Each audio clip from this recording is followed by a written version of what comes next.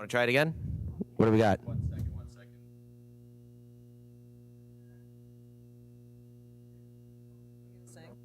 Yes. Call the number on your screen.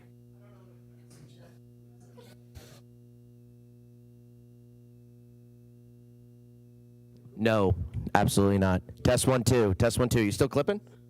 I should be okay. You should? All right. Okay. Test 1 2. Test 1.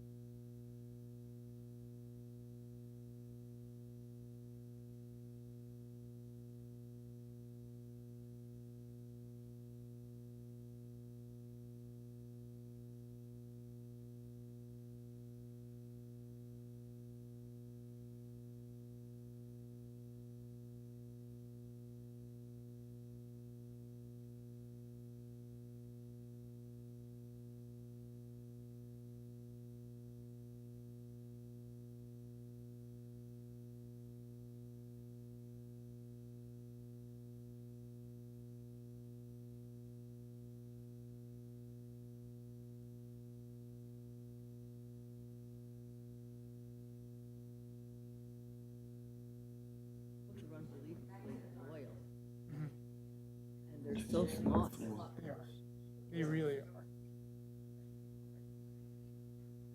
My dog, he's a great dog. When I get home at night, he'll grab my briefcase and bring it inside. Everybody ready? I'm sorry, I'm ready, Mr. Chairman. I'd like to start the meeting with everyone. Please rise. Pledge allegiance to the flag, of the United States of America, to the republic which it stands, one nation, under God, indivisible, with liberty and justice for all. Please be seated. Welcome to Township of Aldridge Zoning Board of Adjustment, regular meeting, August 6, 2026. Adequate notice of this meeting of the Aldridge Township Zoning Board of Adjustment has been provided in accordance with the Open Public Meetings Act at least 48 hours prior to the commencement of this meeting by primarily posting in the municipal complex an announcement giving the time, date, location, the agenda of this meeting. Also by mailing such announcement to the Home News and Tribune, filing such a copy of such announcement with the municipal clerk, and it's also posted on the municipal website. Ms. Pacelli, could we have a roll call, please? Certainly. Ms. Andrews? Present. Ms. Gomez? Here. Mr. Izzo? Here. Mr. Scogno? Absent. Ms. Spinelli? Here. Mr. Singh? Absent. Ms. Fernbach? Here. Chairman Sullivan? Here. This meeting is being televised on the local cable channel here in the township, OBTV 15. Simultaneously, it's being sent out on YouTube. You can always go back if you wanted to see this meeting again for some reason and find it on YouTube. We have 3 applications this evening. I'm thinking that they may go the distance. We'll have to see how that works out, but I'm planning on giving each 45 minutes for their application in order to be fair. We may not have to go that route, but we'll see how it goes. Other than that, I would ask everyone in the courtroom, please silence your cell phone because we are being recorded, so it doesn't interfere with the testimony this evening. We're going to start with the minutes, board members. The minutes of June 29th, 2026 was a special meeting. Hopefully, everyone had a chance to review it. Someone move it for adoption? Move. Gomez. And Andrews. Wait. I think it was Ms. Andrews and Ms. Gomez. Ms. Gomez moved it? I think Ms. Spinelli moved it. Oh, Ms. Spinelli. Either way, it doesn't matter. And then it was Ms. Gomez? Yes, roll call, please. Thank you. Ms. Andrews? Yes. Ms. Gomez? Yes. Mr. Izzo?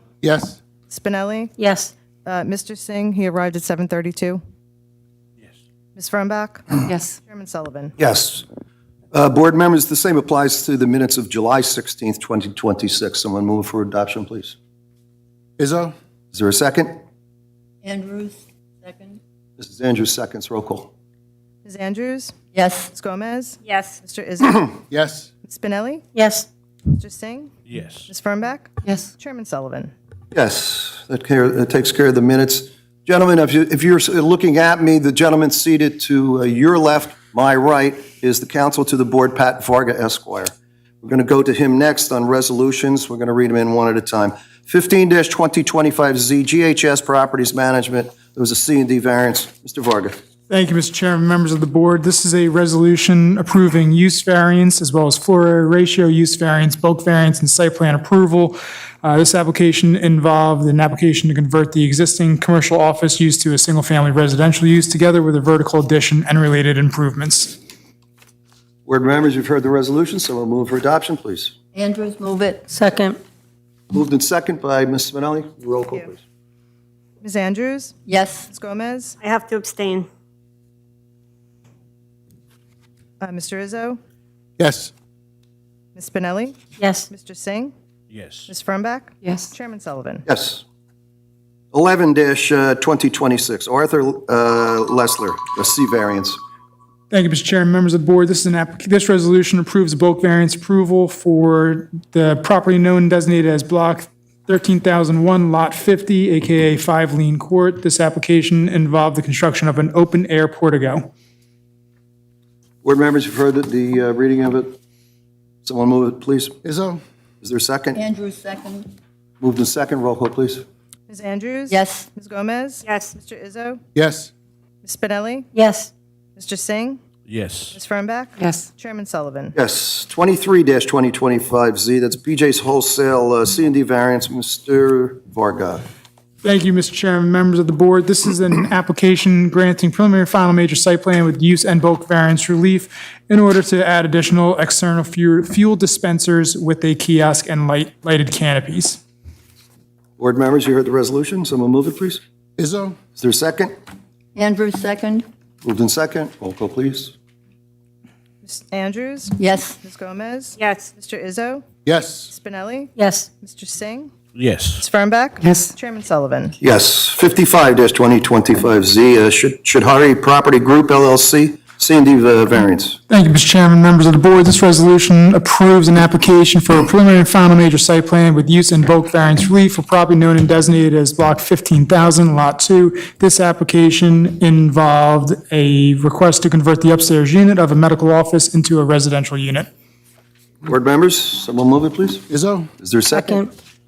I'm sorry, to who? Me. Ms. Spinelli. Roll call, please. Ms. Andrews? Yes. Ms. Gomez? Yes. Mr. Izzo? Yes. Ms. Spinelli? Yes. Mr. Singh? Yes. Ms. Fernbach? Yes. Chairman Sullivan? Yes. Board members, item number 5 on there, request for extension of time. This is 56-2024Z, Old Bridge Chemicals, first extension of time for major preliminary and final site plan with a minor subdivision. Mr. Varga? Thank you, Mr. Chairman. Members of the board, on July 28, 2026, the board received a request from counsel for the applicant, Simone Cowley, requesting a 6-month extension of time. As the board is aware, under the municipal land use law, you typically have 190 days to perfect the filing of a minor subdivision. There has been some delays with resolution compliance, not of the applicant's making. And as it is not a part of the applicant's making, and they are diligently pursuing all approvals, we would strongly recommend that the extension be granted. They are only seeking a 6-month extension, while the law allows them a total of 1 year. So again, we would strongly recommend it. There is no public comment on this. Very good. Unless it's not understood by someone, I'll ask you to move it for approval. Gomez? Is there a second? Izzo? Andrews? Mr. Mr. Izzo? Izzo got that? Roll call, please. Andrews? Yes. Ms. Gomez? Yes. Mr. Izzo? Yes. Ms. Spinelli? Yes. Mr. Singh? Yes. Ms. Fernbach? Yes. Chairman Sullivan? Yes, we're going to have to get those Jeopardy buttons so that we can see who actually got in first and second. Thank you, Mr. Varga. I'm going to ask you at this time, sir, if you would swear in our professionals for this evening. Alrighty, please raise your right hand. Do you swear or affirm to tell the truth, nothing but the truth, so help you God? Okey-dokes. Just for recognition for the people at home that may be watching, we'll start from the left to right. Name, please, on the record.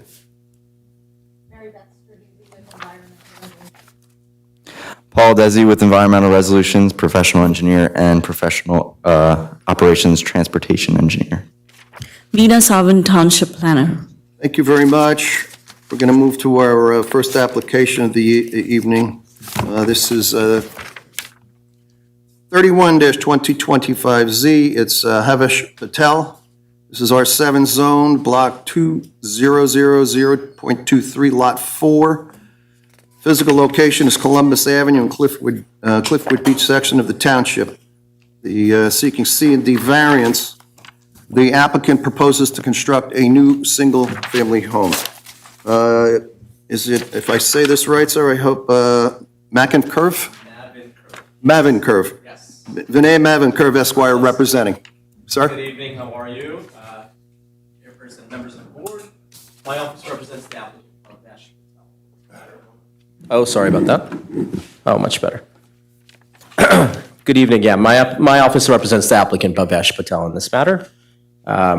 We are seeking approval to improve an existing undersized residential property, and the application requires a C variance for the existing lot size, variances for proposed side yard setback, combined side yard setback, and a D4 variance for the floor area ratio. Okay.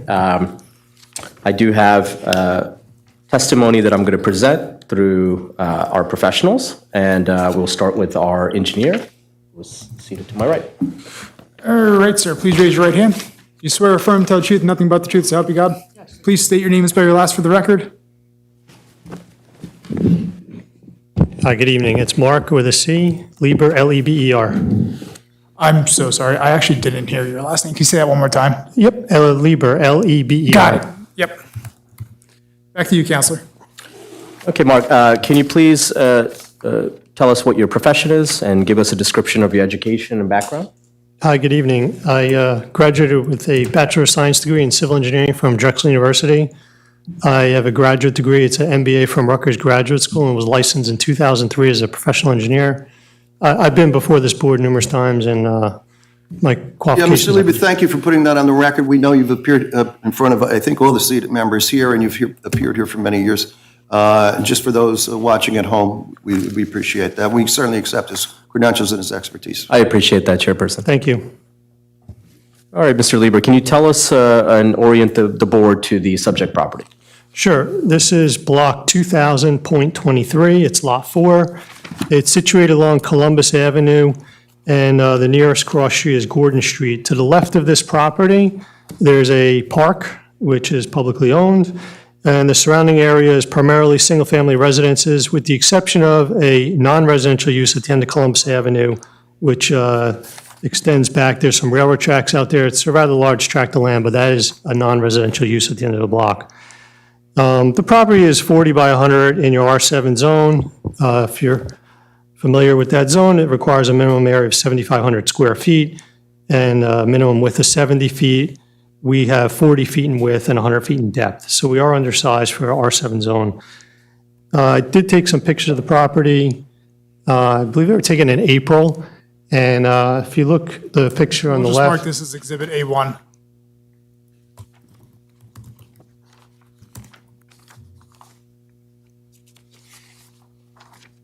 So A1 would be 5 pictures. Perfect. So these first 2 pictures are just looking into the property from the street. It's a vacant lot. If you go to the next page, standing in front of the property and looking left in the left photo and just looking right in the right photo, you'll see similar 2-story residences along the street. And then on the last page is a photo of our neighbor, which is a park. So what's proposed here is a new single-family dwelling, be a 2-story dwelling with a 1-car garage, 4 bedrooms total. The overall footprint is 40.5 feet by 26. Now, our yard areas would be 7 feet left and right, which require variances because in this zone, we're required to have 10 feet minimum or 25 feet combined side yards. Our front yard is 34 and a half feet, which conforms as 25 feet as a minimum. And our rear yard conforms at 25 feet, 25 feet required, and 34 is proposed. In the requirements for height, we are permitted 35 feet, and we're proposing 28 and a half feet. We do comply with the landscape area ratio and the non-critical area, but we are over on the FAR. Now, the zone permits an FAR 0.33, which would yield for this size yacht a lot, a 1,320 square foot dwelling, which is very difficult to design a modern house with that square footage. So we are asking for relief from that.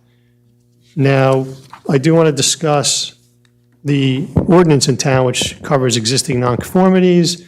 It's chapter 250-31. In some localities, there is language in there that would permit some type of a building to be built on the property. However, in Old Bridge, they do not address a non-conforming undersized lot for residential use. So the next step is I went into case law history, and there's plenty of history about this in New Jersey. You may have heard about the case previously. It's Dahlmeyer versus Lacey Township Board of Adjustments from 1987. And essentially what happened is, at one time, zoning boards were inundated with these undersized lot cases. And they always posed an issue because the boards were unsure as to, well, what if it meets setbacks, but it's over on floor area, things like that.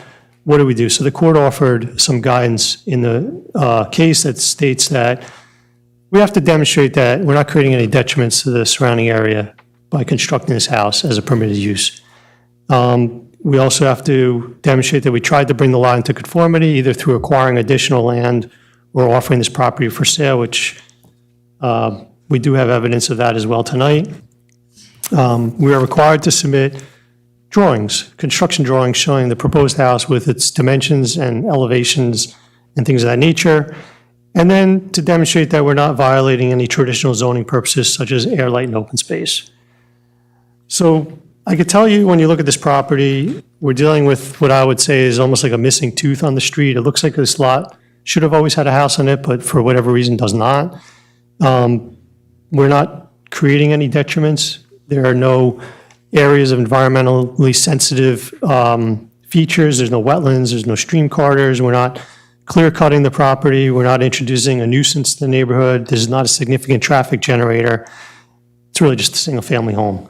We have an architect here tonight who's going to present to you the plans for that house. But I do want to point out that the way that the lot was arranged is we are providing 7-foot side yard setbacks to make it easy to work around the sides of the house and to maintain the property. And that also affords us for air, light, and open space. You will know in the last few years, as the demand for housing has escalated, you will probably see more cases for undersized isolated lots accordingly. And this being a smaller lot is a smaller house, which provides some variety of housing stock to what's available, which isn't much.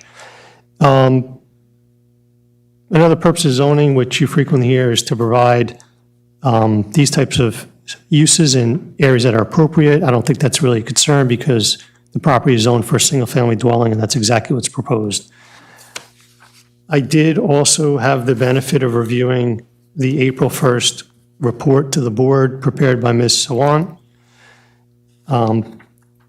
Most of this report is background and factual information detailing what relief we're requesting with regard to side yards in the FAR. She did note one important comment here, that there is a discrepancy between the dimensions on the variance plan and the dimensions of the architectural plan. I looked into that and I narrowed it down to the fact that our variance plan has 7-foot side yard setbacks. The architectural plan has 7-foot, 3-foot side yard setbacks, which is the difference, but the application is for the 7-foot side yard setbacks, so that the numbers on the variance plan are correct. There was a comment about an encroachment of a neighboring fence, which we would seek to have moved to the property line. We are going to acknowledge that the attic is not used for a third floor or living space. And there was a note that there's a discrepancy about the front and rear yard setbacks, and I'll just read into the record one more time that the front yard setback is 25 and a half, where 25 is required, and the rear is 34, where 25 is also required. Don't think I missed anything. There was a question about the street address. For whatever reason, when this property came across my desk, there was belief that this was number 29. In fact, it's not 29 because 29 is the property to our right. So this lot was never assigned a street address. We think that we would be approved for number 31, but that would be up to your tax assessor.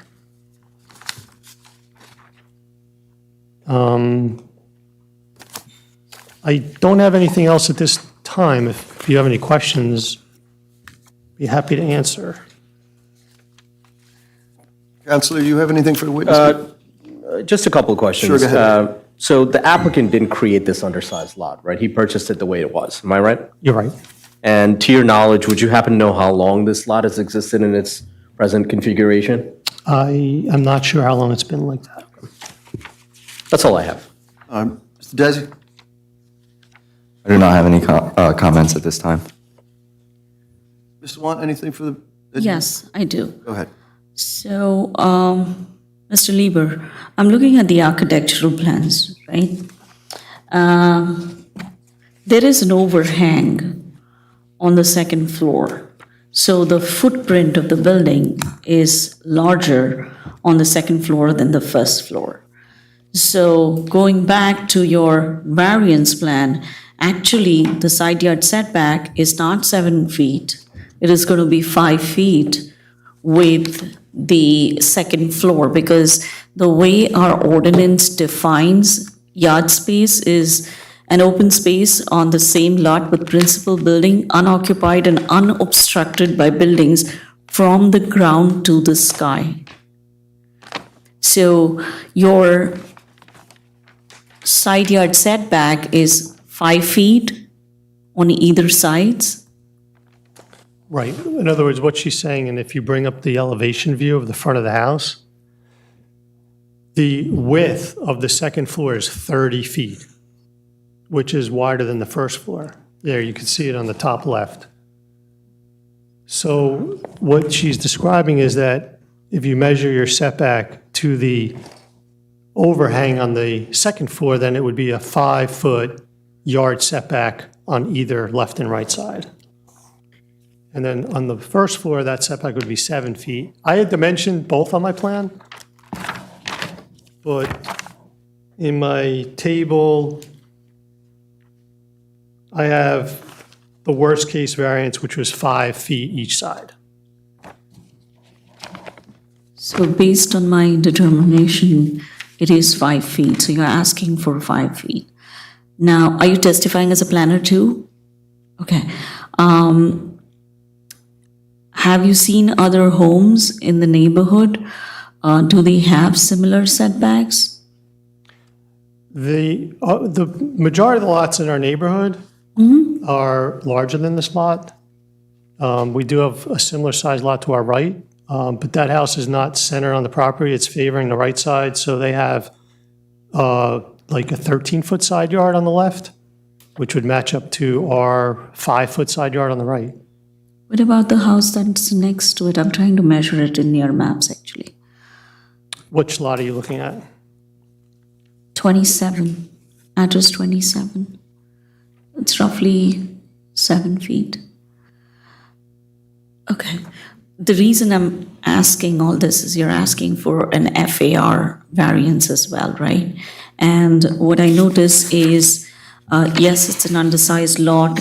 It is going to trigger an FAR variance. However, the proposed home is much larger than the other oversized homes in the neighborhood. So has there been any attempt made to shrink the size or to get the footprint to have 7 feet setbacks? I actually have someone tonight who can answer that. We do have our architect who's going to describe how this house was laid out. So you will be coming back to Yeah. testify as a planner? Yeah, certainly if there's more questions, if there, Sure, he completes his presentation. Sure, thank you. Let me see if any of the board members have questions. Start down on my left. Mr. Singh, anything? Ms. Renwick? Ms. Gomez? Ms. Belli? Mrs. Andrews? Mr. Lieber, did you say the property is 40 wide by 100 deep? It is. And the home is 40.5 by 26? The upstairs second floor width is 30. And then the downstairs width is 26. So where does the other half foot go? You're taking up more than you have. You said it's 40-foot wide lot by 100 deep, but the house is going to be 40.5 by 26. Oh, I was speaking about width. You're speaking depth, like into the lot. Okay. Yeah. You're not talking about the width of the house. No, the width is 26, And it's 40 deep. right. Okay, and That's- 26, Is the Right, that makes a downstairs. lot more width. sense. Yeah, that Okay. makes more sense. very good. That's all I have. Okay, with the board's permission, then I will present some testimony from the architect. Maybe I can have you move closer to this, please. Swear you in at the same time. Raise your right hand. You swear or affirm to tell the truth, nothing but the truth, so help you God? I do. Please state your name and spell your last for the record. Ronald Kazmarsky, K-A-C as in cat, M-A-R-S-K-Y. Same question as before. Can you please briefly describe your education and professional background? So I graduated from New Jersey Institute of Technology with a Bachelor in Architecture. I became licensed in New Jersey in 1997. I started my own firm in 2004, Ronald Kazmarsky Architectural Group, and been practicing since then. It's done a lot of residential architecture through the years and testified through to many boards throughout the state. Can we recognize his expertise and Thank you. his license is currently valid in this state? Yes. Thank you. Thank you for giving those, the information to the public. Okay, so Ms. Savant, do you want to just repeat the question that you had earlier, and perhaps he can Sure. answer that for you? So I understand that the footprint on the second floor is larger than, like the square footage is larger than the first floor, right? Was there a reason? Is there a way that you could have reduced it and matched it up, or was it just for aesthetic purposes? So it was more spatially in designing the house and then trying to design a house that was adequate for the family to use the house. So if we go to the floor plan, it might be the other, oh, there it is, okay. So to the left, you could see the first floor. So we did design a one-car garage, and it's, I believe, 10'8", so it's modest in its size, but it does allow for an off-street secure parking in that garage. And then it's essentially a kitchen, living room, dining room. I would say really not oversized in any way, any of those configurations, a half bathroom, closet, and a front porch. So with that said, that was, we were able to get deeper. So I could have designed a house that was potentially longer, but then understanding that we were going to have some FAR consideration, we decided to limit the depth, but create adequate width to make that first floor work. And then when we go up to the second floor, it was going to be difficult to get the bedrooms that we needed, bathrooms, hallways, stairs, with the given width. So I decided to do a cantilever design, and then that allowed us to have, I'll say, adequate sized bedrooms, not really generous in size. One of the bedrooms has an area that necks down to about 8'10". The anticipation of that room might be a home office, not necessarily a fourth bedroom. But the bathrooms, again, not overly designed. We did provide a smaller walk-in closet, but a walk-in closet, however, for the master bedroom. And I think the size of the house, we had more height within the allowable, but I think trying to stay consistent with the design on that street, there was no reason to go any taller. And if you look at the front elevation, I think it's consistent with the size houses on the street. Same with the materials being vinyl siding and asphalt shingles. So we have some character on the house. And then I think design-wise, it fits into the neighborhood. So this house on anywhere else on the street with an adequate size lot would work and not have variances in terms of side yard or floor area ratio.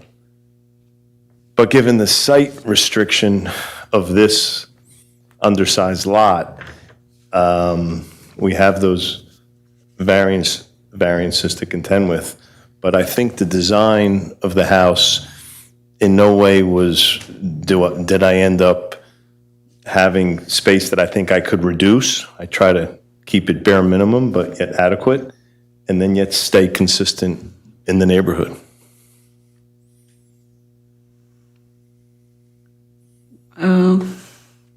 To the rear side, it is just a landing and the steps down, right? Is there, I'm looking at the variance plan. There's no patio or deck proposed, correct? No. Okay. And the interesting thing is too on the street was sometimes when I'm faced with a side yard setback, I'll consider I wouldn't want a house to seem like it was crowded or it was stuck into a spot that it doesn't fit. But fortunately for this particular site, we have a park on the left, a park in the rear, and a house that's located away from us in terms of shifting the house to the right, and a generous 13-foot setback on our side. So with the construction of this house, there certainly is it wouldn't be crowded at all, obviously, on the left or the rear for the park. We actually went further than we needed to in terms of the front yard setback. And then again, that side yard, which would be an issue because it is 7 feet to the first floor and 5 feet to the second floor, but that's combined with the neighbor who's currently at 13 feet. So I think, looking at the aesthetic and the current configuration, I think it fits fine. Chairman, I have no further questions. I just want to add that he's spot on with a community park in the neighborhood. Typically, we require side yards so that there is adequate air, light, and ventilation, and for the safety purposes. But when you have a township-owned property right next to it, it's not going to be developed. It is going to remain a community park. So granting that variance would not be really detrimental. Mark, I'm trying to give your testimony, but it just makes sense because there's adequate access, and the other side of the home too, it's a driveway because the house is not centered. It's to the right, so it gives it adequate room. So I would be in favor of granting the side yard variances, but I have no further questions. Thank you. Start down with Mr. Singh. Anything? Ms. Fernbeck? Ms. Gomez? Ms. Spinelli? Vice Chair? No. Ms. Andrews? No questions. The only comment I'll make is that I visited, and that area is typical, that it looks like, I would say there's more homes that have been redone than there are that are original, and they have pretty much the same type of style. I know you're limited there, but to your credit, there's a community park right next to you, so there is some that air and light. Most of these properties, their side yards are rather small, and it's almost typical with going towards that section of the community where those homes were built on much smaller lots years ago. And of course, your FIR is killing you because of the size of the lot. So I understand what you're going through. I think the build looks nice. I don't know if Mark's going to convince us that it's okay to do it, but we'll see when he turns his hat around and becomes the planner. Councilor, you have any questions? Nothing for me, Mr. Okay. Chairman. Are there any questions from the public, Chairperson? At the end, after your testimony. So at this point, I'll bring Mark back in his capacity as a planner. And then He's previously been sworn, and we know that he's an engineer and a professional planner. Right. You're correct. This neighborhood, a lot of the houses have been redone, and recently. And there's 2 new houses that are recently built across the street from this property. In summarizing really what the planning aspects are of an application like this is, really, what detriment are we creating? What are we causing by the board granting this relief? And to me, planning is really about compatibility. Are you bringing a nuisance into a neighborhood where it doesn't belong? You know, it would be an incompatible use. The type of relief that we're asking for is largely not even perceptible, given the size of this lot and the character of the homes that are in this area. So I don't feel that what we're asking for is unusual.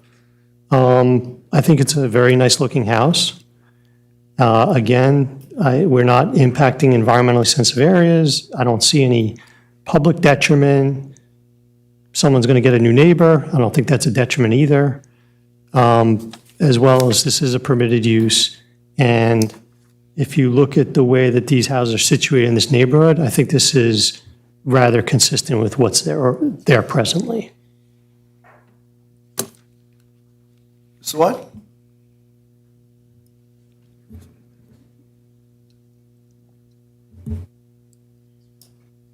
Our mic's off. Have the one next to you.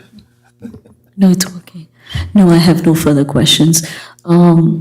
Has he covered all the balancing tests for the D4? Yeah, that's what I would We wish can you would go speak to through to the FAR. So just with the D4, can you just gloss over how this property can accommodate the use, notwithstanding the increase in the density, and just explain that to the board? Sure. I know you kind of skirted and explained it, but just narrow on it. No, that's perfectly okay. I mean, one of the tests for increased floor area is, hey, can you accommodate parking? I mean, we are meeting the off-street parking requirement as per RSIS.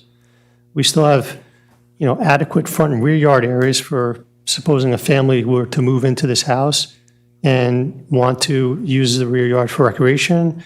We have adequate space for that.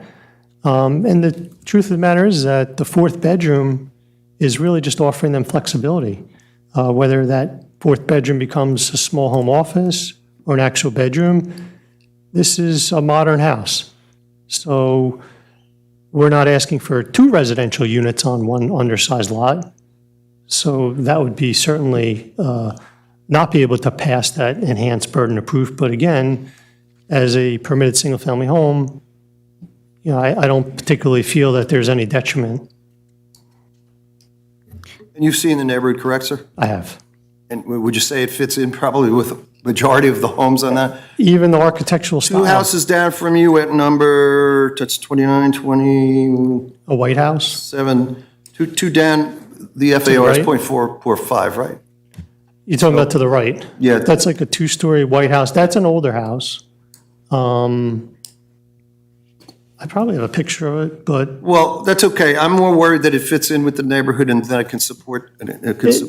100%. A lot of time was put into laying this out.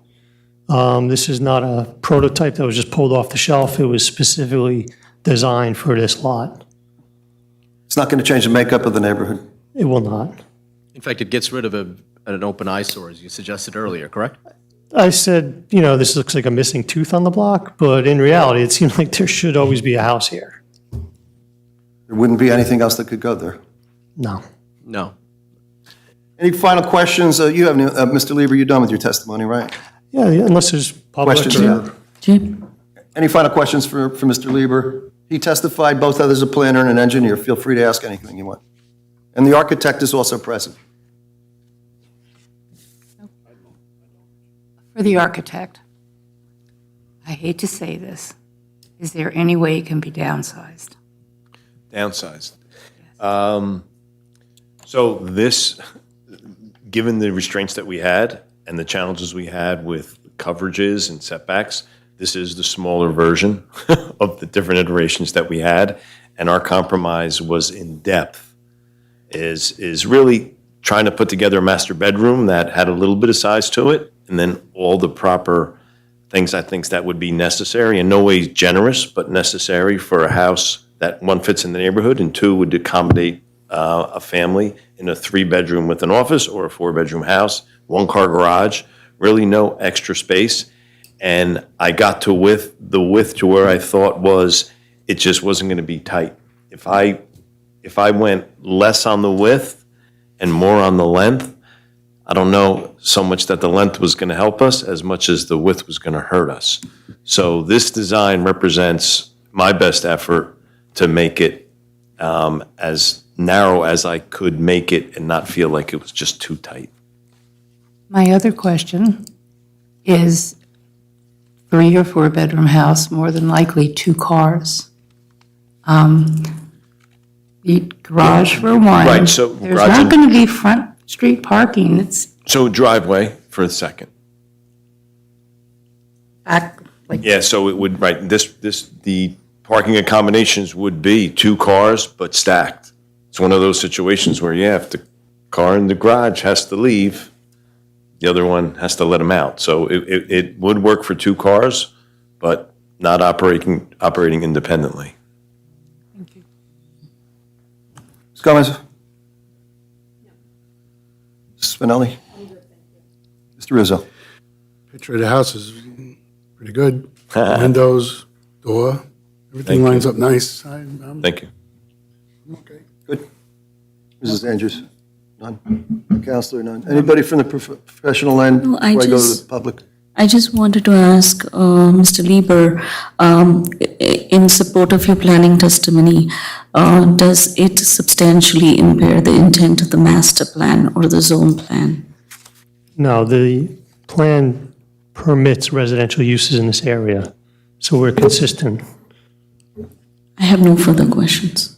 Mrs. Watt, there was some discrepancies. Have they been settled? Yes, Mr. Lieber has testified to those. Counselor, there's an agreement that all the matters that were brought up are settled or are going to be settled? That's correct.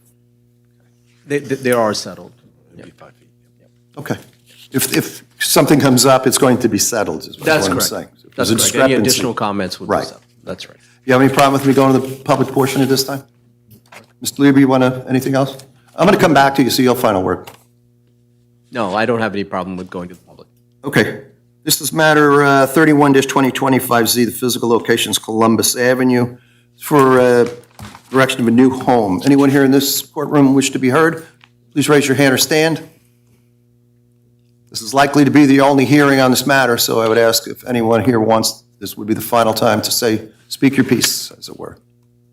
I see none. Counselor, I'm going to close the public portion. Certainly. Back to you, final words, sir. Thank you. So, as you've heard today, the lot is only around 4,000 square feet, whereas the ordinance anticipates 7,500 square feet.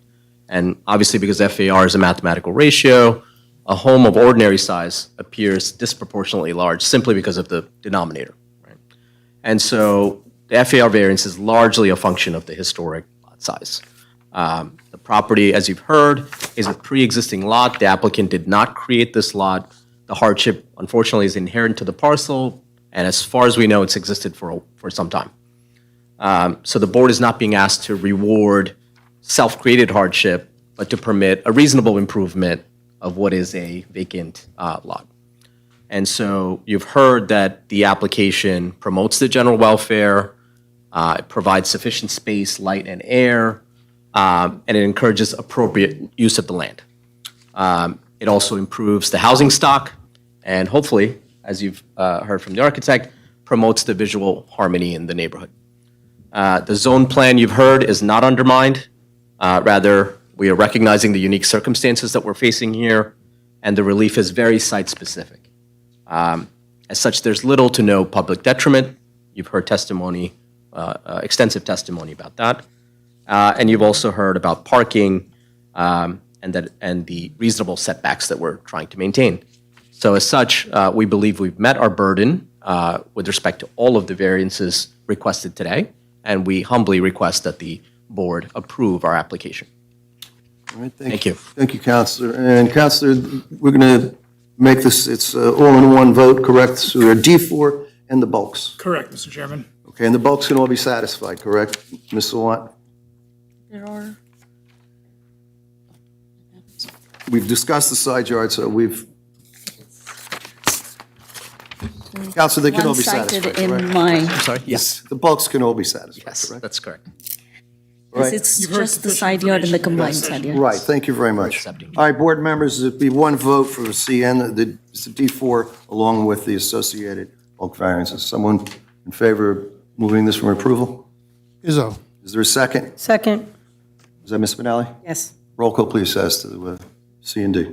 Ms. Andrews? Yes. Ms. Gomez? Yes. Mr. Izzo? Yes. Ms. Spinelli? Yes. Mr. Singh? Yes. Ms. Fernbach? No. Chairman Sullivan? Yeah, it is the tooth that's missing, and you're going to have an implant put in there. So I think it's going to fit in the neighborhood nicely, according at least the way that plan looks and what I've seen in the neighborhood. My vote is yes. Thank you. It has been approved. Thank you very much. Good evening. Thank you, Counselor. Thank you for your time. Professionals. All right. Take a quick 5-minute recess, and then we'll start the next Yep. application. I won't take the time off. This one took 45, so I'll consider that going over when we come back. We do need a 5-minute break. I'd like to call for a recess. 5 minutes, please.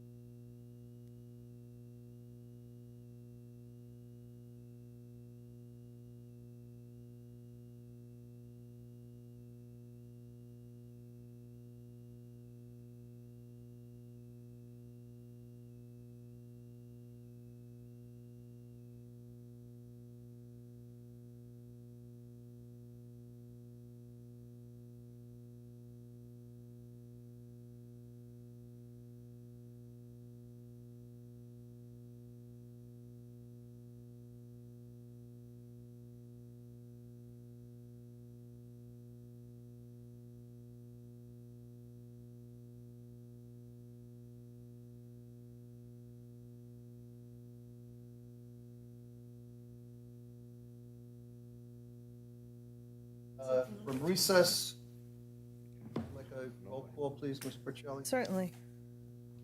Ms. Andrews? Present. Ms. Gomez? Present. Mr. Izzo? Here? Ms. Spinelli? Yes.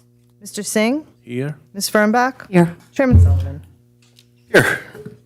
Okay, when we last left, we're coming to our next application for the evening. I'll read it in. It's 32-2025Z, Hazelbell, Annie, I'm assuming that's Northeast LLC. So this is in the EDO zone, EDO 3, Block 6302, Lot 1.11. Physical location is 1300 Route 9. This is for an applicant proposing to construct a drive-through fast food restaurant on a currently vacant lot, seeking major preliminary final site plan with C and D variance. Mark Policastro, Esquire, representing the applicant. Sir. Good evening, Mr. Chair. For the record, Mark Policastro, attorney for the applicant. We have all of our witnesses. We provided legal notice this evening. We'd like to get right to it and be as efficient as possible. That's okay. All right, please raise your right hand. Do you swear or affirm to tell the truth, nothing but the truth, so help you God? I do. Please state your name and spell your last for the record. Joseph Sparone, S-P-A-R-O-N-E. I'm a director with Dynamic Engineering located in Chester, New Jersey. Over to you, Counselor. Your credentials, please, for the board and the members of the public. Yes, currently licensed in New Jersey as a professional engineer. I've been working in the field for over 25 years now. Been accepted as an expert in the field of civil engineering before various boards throughout the state. Currently licensed in the state? Yes. We'll accept his credentials. You have a presentation to make, is that correct? I do. Please proceed. I'm going to start with the first exhibit. I don't know if you mark them, it's We'll mark electronic. this as Exhibit A1 only because it is highlighted as compared to what you guys submitted. Yes, and so this is a colored version of the aerial plan that was submitted. Now, I will add that we've actually updated the aerial behind this too, so it's a true exhibit with the most current aerial. The aerial is actually dated within the last few months. So it gives you real perspective on exactly what the site looks like today. The site is Block 6302, Lot 1.11. Address is 1300 US Route 9 in the Township of Baldbridge. Currently zoned ED03 zone, Economic Development Opportunity Zone. Site is 0.87 acres. Adjacent uses, if you go to the north, you got Poor Farm Road with Lester Glenn Chevrolet across the road from that along US Route 9. To the east, you have US Route 9 with a gas station and restaurant use behind. To the south, you have what's going to be the Tesla dealer with a Wendy's and a drive-through pad in the parking lot further down that area. And then to the west, a stormwater management basin area. The lot is an existing non-conforming lot, which is one of the main reasons we're here tonight before the zoning board at 0.87 acres, where the zoning requires 3 acres, and I believe conditional use criteria for a drive-through is 1.5 acres. I'm going to go right to the site plan rendering, which we'll mark as Exhibit A2.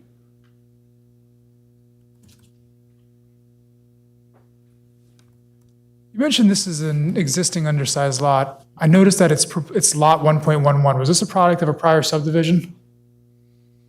I do not know the date of that. Yeah, because I'm curious if it was the product of a prior I know subdivision and if this previously- is an existing non-conforming lot or if this is just a new lot that was made undersized because it just obviously affects your proofs and what you're doing. I believe this was part of the Tesla property. All right. It was part of a larger lot. So this was subdivided into an undersized lot, not an existing undersized lot on the township's tax I map. believe so. Do we know an answer to that? We don't, but we'll find out. Yeah, we'll find out. I do know previously there was a gas station on that lot. I think that dated back to the 90s, early 2000s. Service station has since been removed, and then there was an approval for a new service station on that lot as well. So if there was a subdivision, it dates probably quite a ways back. And I don't know, what the zoning was at that time either, so. Because then, assumably they would have had to approve a non-conforming We subdivision. give it a variance at that time for the Yeah, size of it, but I just want to make sure we understand what we're talking about. Please continue. So up on the screen, what this is a colorized version of the site plan with the landscaping superimposed to give you a real-world kind of top-down view of what the site may appear to be once constructed. What's proposed before you is a Taco Bell restaurant, 2,378 square feet. As you can see in the middle of this rendering, the building itself is in a beige tan color. The area around it, the grays, that is the parking area and circulation lanes for the drive-through. And then you have the green areas, which of course is the landscaping. And then we actually added the aerial to the background of this as well, again, to give you kind of the context of what all the surrounding conditions would be. As was mentioned, it's a drive-through fast food restaurant, which is a conditional use. We do address all the conditional use criteria minus the lot size, the non-conforming lot size, or previously existing non-conforming lot size. Couple items which we all comply with. I will just point out that we do have the car stack. We actually have 8 cars where 6 cars are required. Drive-through circulation will be in a counterclockwise around the building. As you can see on the rendering, the concrete area, which is that lighter tan color, the drive-through will be actually located on that side of the building, the rear of the building, between the building and what will be the Tesla dealership. In addition to the top of that, to the west of the building, you will see that there's the various pieces of drive-through equipment, including a menu board. And there is a drive-through speaker, but it is not a loudspeaker. A loudspeaker would be something where they're announcing orders or coming to pick up, or something that could be heard beyond property lines. That is not the case. This is a modern digital speaker that is meant for only the person who is making the order to hear and be able to communicate with the person taking the order. There will be a screen on, which I think many people have seen at newer drive-through restaurants, that confirms your order. You go up and you pick up your order. And there will be a canopy obviously located over that to shield the patron from weather. To the site surrounding the drive-through, or surrounding the fronts of the building between Poor Farm Road and US Route 9, you have the parking area. The parking area will consist of 30 10 by 18 parking stalls. That parking area will include 2 mobile order parking stalls. That will be for the like of whether you order on an app, Uber Eats, or any other delivery service, third-party delivery service, so they can park, walk in, grab the order, and leave. Also, as part of the requirements, there are 4 EVSE spaces, make-ready spaces. They are located up along. You'll see them striped a little differently in the white there with the symbol for the EV parking. Do we have a laser pointer with you? Yeah. Yeah. Could you use that, please, sir? Yeah. Thanks. Just so the board can keep up with where you're sorry. referring to. That's okay. Which one are we going to do? Over here? There we go. Okay. EV parking, rest of the parking, third parking space, or the 30 parking spaces, mobile spaces. You got the building I pointed out already, drive-through circulation counterclockwise. Drive-through will be located to the rear of the building. Can we zoom in at all, Mr. Chair? I don't know if I that, don't if that would control help. that. Excellent. Yeah, perfect. Thank you. Perfect. Helps me too. I wear the glasses for this one. Okay, so back to site circulation, as I mentioned, counterclockwise for the driveway.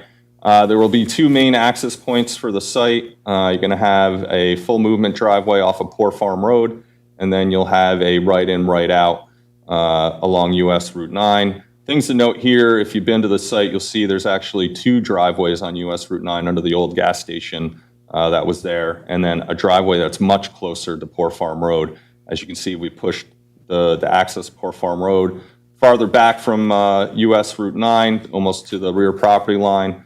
And then same with the right in, right out. Instead of the bifurcated in and out driveways, we've now pushed that.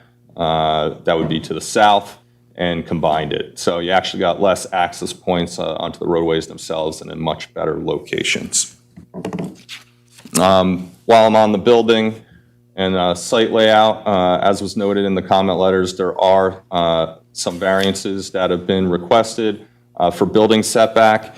Those have to do with the maximum front yard and then minimum rear yard setback, as well as trash enclosure setbacks.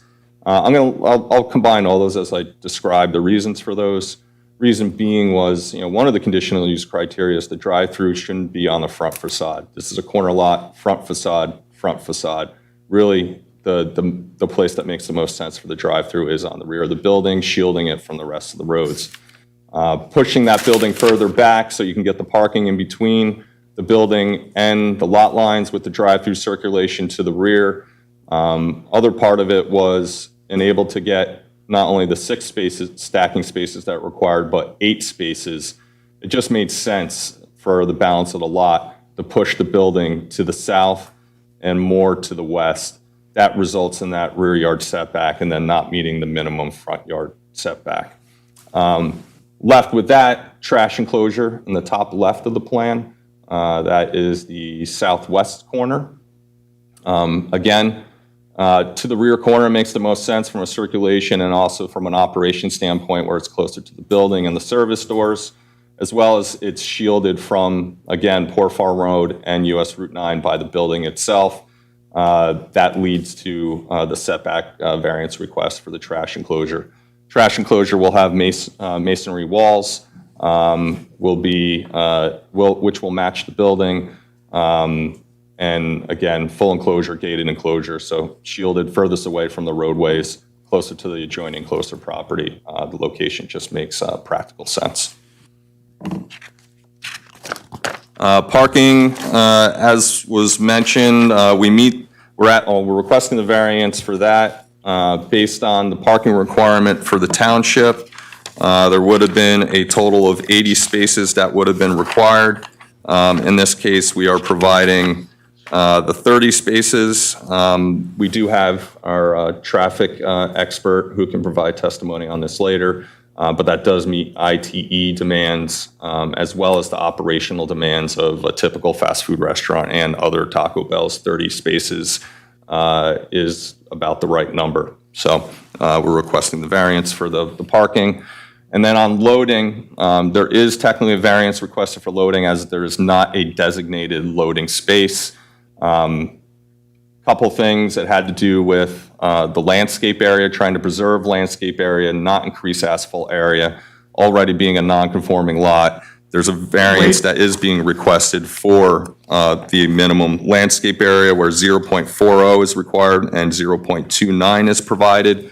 Instead of using, asphalt area and losing landscape area for loading, we've decided to use, an operation where it would be they would share the drive aisle. So loading, there was truck circulation provided. They would access from Poor Farm Road, circulate the building along with traffic circulation in a counterclockwise manner. They would either stage behind the building in the drive-through lane itself, or they could stage in a shared drive aisle. This would occur in off-peak times, when the restaurant's being not or is underutilized.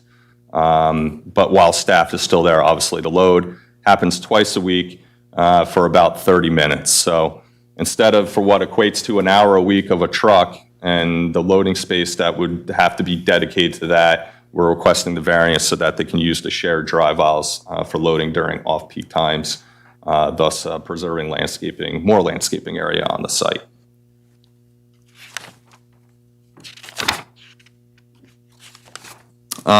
Speaking of landscaping, as you can see, even with the undersized lot or the non-conforming lot with the 30 parking spaces, with the 8 stacking, that's where the 6 is required, trash enclosure, circulation aisles to go along with it. There's still a considerable amount of green area, but with the non-conforming lot, again, there was the variance that was requested for landscape area. There are also some additional variances that go along with that on the balance, which is there was buffer area variances requested along Poor Farm Road and US Route 9.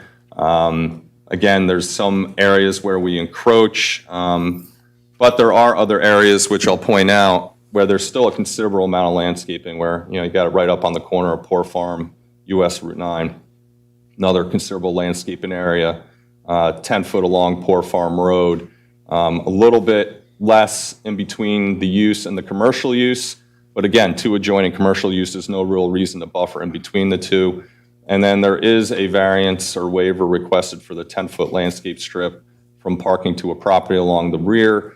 Again, the rear is basically a detention basin for the overall center itself. Our stormwater as well will be a runoff, will be collected and directed to that basin. All that to say, there's nothing behind the site, no reason to buffer to basically what is a buffer, which is the well landscape, treed, almost forested stormwater management basin to the rear.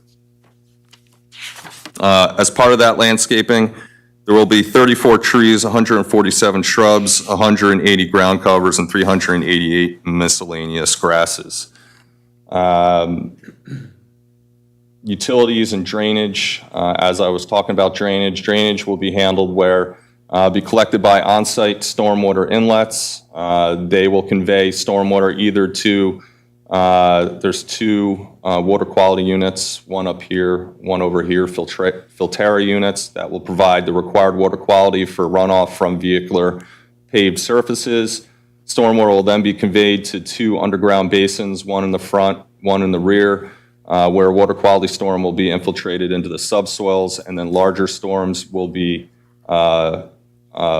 directed to the stormwater management basin to the west, which is the existing basin. That design meets all NJAC 7:8 requirements, as well as DOT, SCD, and Township ordinance stormwater requirements. Did you say those are infiltration basins? What kind of basins were they? Infiltration basins, Infiltration. but only for the water quality design storm. So this Yeah, first I gotcha. smaller storm, larger storms. They're going out to the back, They'll but be for the detaining. larger, you're talking about the 2, 5, 10 for those, and then the 25, 50, 100 to the back. Yes. Got it. Correct. All right. Keep going. Yeah. Utilities, water lines to Poor Farm Road, sewer to Poor Farm Road, electric and gas all in the area. And then lighting, there were a couple variances or waivers noted for that. The goal is to comply as much as practical with the township. We did space freestanding lights 72 feet apart. We do have 1-foot candle within the property lines. We do have some areas that are less than 1-foot candles, which was kind of the balance of getting the 72-foot spacing on the 18-foot high freestanding lights. So we do request those. As was mentioned, we do have the comment letters from the town. We can agree to work with the township professionals to address all comments, and we don't think that will be an issue, being able to accommodate that. Thank you. Mr. Desi? Are you guys in receipt of our letter that we issued on August 4th? I am. We are. Would you like us to go down the list to provide testimony regarding some of these comments? We're going to comply, and then I could, We're going to comply, and then Okay. speak with you after if. We would still like to have testimony on record regarding a lot of these comments, if that's okay. Of course. Just to start off, hours of operation. hours of operation, we have 7 a.m. to midnight for the store, and then 2 a.m. for the drive-through. And you talked about deliveries. Is there any reason to not have deliveries outside of hours of operation at all?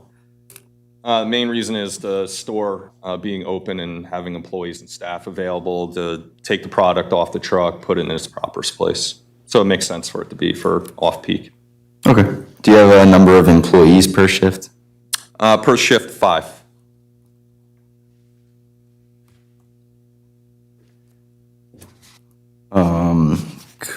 So one thing we wanted to talk about is DOT approval. I know we had an email on record saying that they believe that, we have a letter from DOT talking about their conditional approval, but as of right now, the last statement of the letter says that they are expecting a resubmission. Correct, yeah, we're in the final stage of review with them. Most comments have been addressed. We're down to the final few and don't see any issue addressing those and expect the permit to be issued. On behalf of the township engineer, we would like to be included as part of these conversations with DOT, or at least have the opportunity to talk to DOT before condition of approval. Sure, of course. We'll give you notice.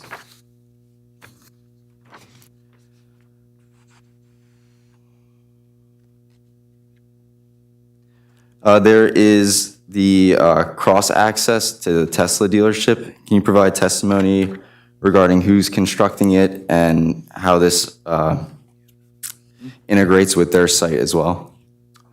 Yes, that's an existing access agreement that was previously agreed to. It is the applicant's responsibility for the construction. It's for access only between the adjoining properties. One of the other major comments we had is regarding the Poor Farm Road's condition. In the response letter that we received to our office, you talked about not repaving it even to the center line, but just doing what's necessary for widening. And after speaking with the township engineer, we would prefer a full road repaving, just due to, you have to get to at least the center line just to pick up the grades and make that work. But due to construction, the poor condition of the road would be exacerbated, and the township would prefer to at least have the property fronting Poor Farm Road be repaved in full width. I mean, half width, I think, is what we understood. I don't know about the full width. We're not doing any construction beyond the center line. To the extent that mill and overlay pavement repairs needed on the adjoining half width, obviously that would be the responsible of the applicant, especially during construction. They have to be able to tie into suitable conditions. Okay. Like I said, just talking to the township, they would prefer a full width repave just in the front of the property. Yeah, it's more the ability to do it, traffic and shutting it down in the traffic control portion of it.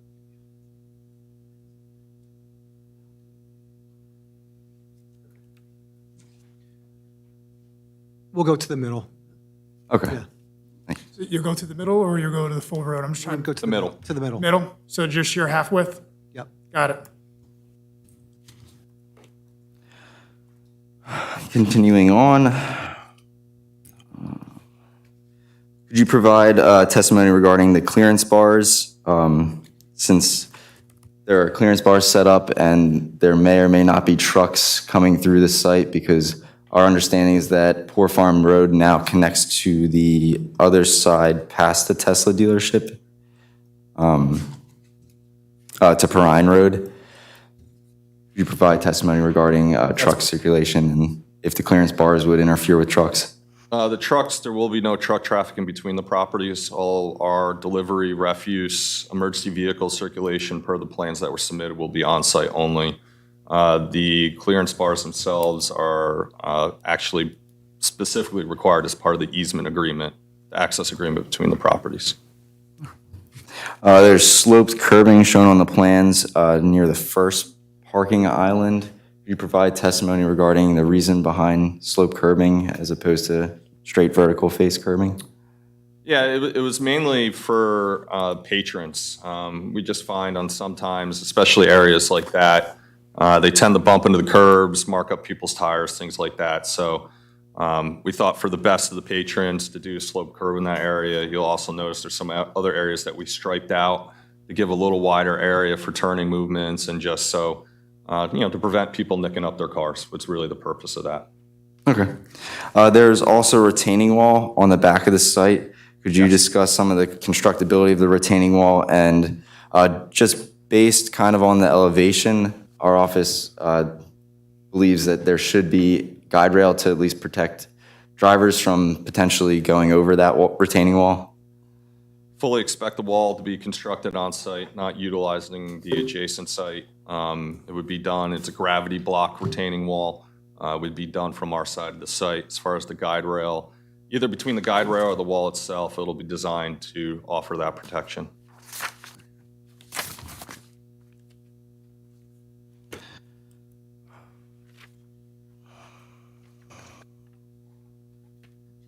Do you mind me interjecting for a second?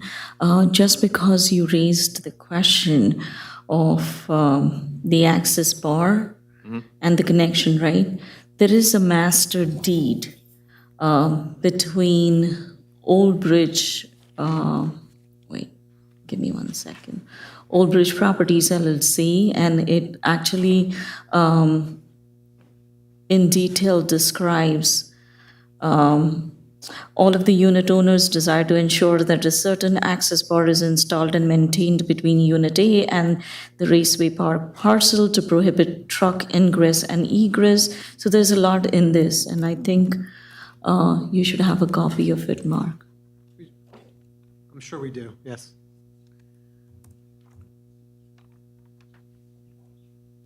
Actually, you should go through this as well.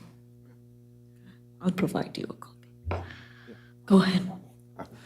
Going back to the road widening on Poor Farm Road, could you provide testimony of, now that there is widening, the impact of the existing stormwater infrastructure along Poor Farm Road, since there's inlets already existing out there, and how much excess stormwater they'll be taking on?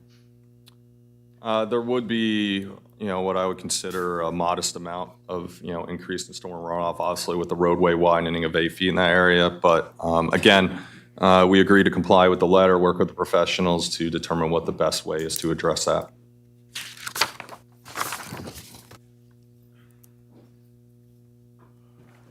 Did you say that you will not need a temporary construction easement to do any sort of construction along the property line? Okay, just make sure.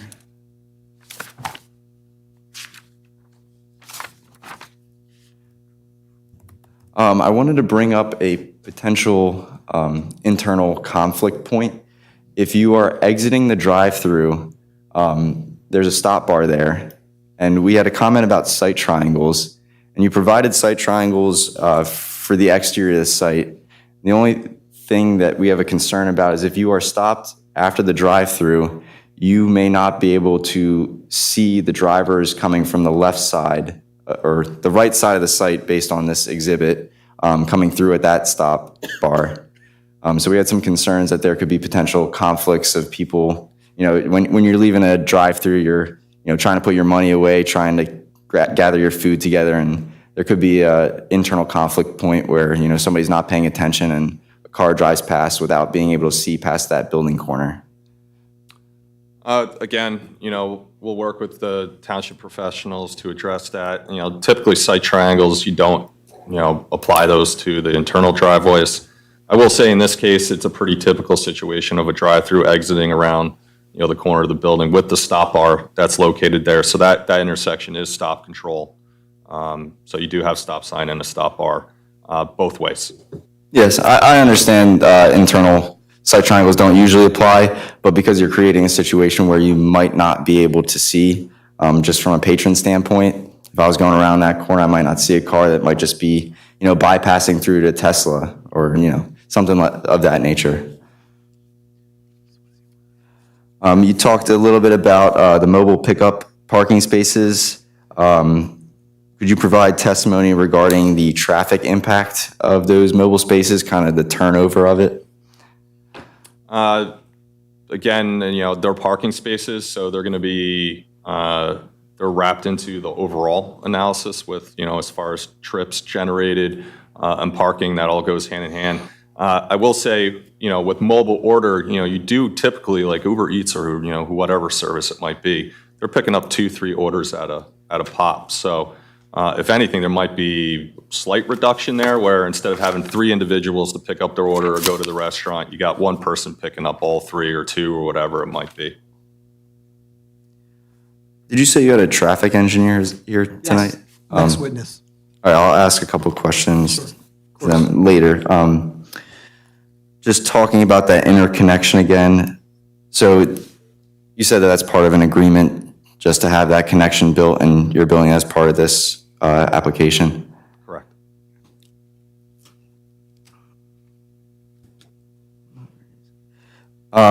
The deliveries you were talking about having during the off-peak hours, how would that impact any queuing on site?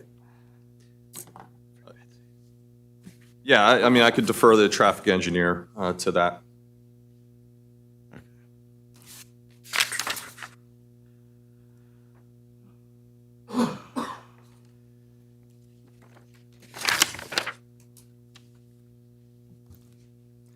One thing in regard to environmental, I know this was previously a gas station. Has there been a Phase 1 conducted on this site or will be conducted on this site as part of this application? Yes, there has been.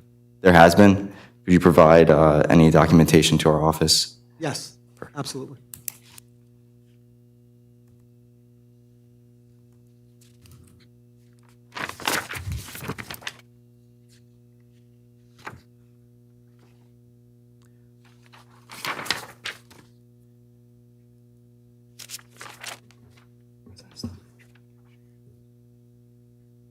That is all that I have for the engineer at this time. Thanks. Mr. Desi, when you said that, that means that there's no tanks left in the ground, correct? They've all been removed? Is that what you All were been referring to? removed. That's true. Yes. And just any associated remediation as part of that. Happy to share. Thank you. Ms. Sawan, I don't have any Okay. questions for this witness. I'm going to start down on my left, start with Mr. Singh. Anything for this witness? Ms. Fernbeck. I do. Why is there the road between Tesla and the drive-through? Why is that accessible? Cross access, yeah. That's what it's called. Yeah, cross-access, just another access point for the property.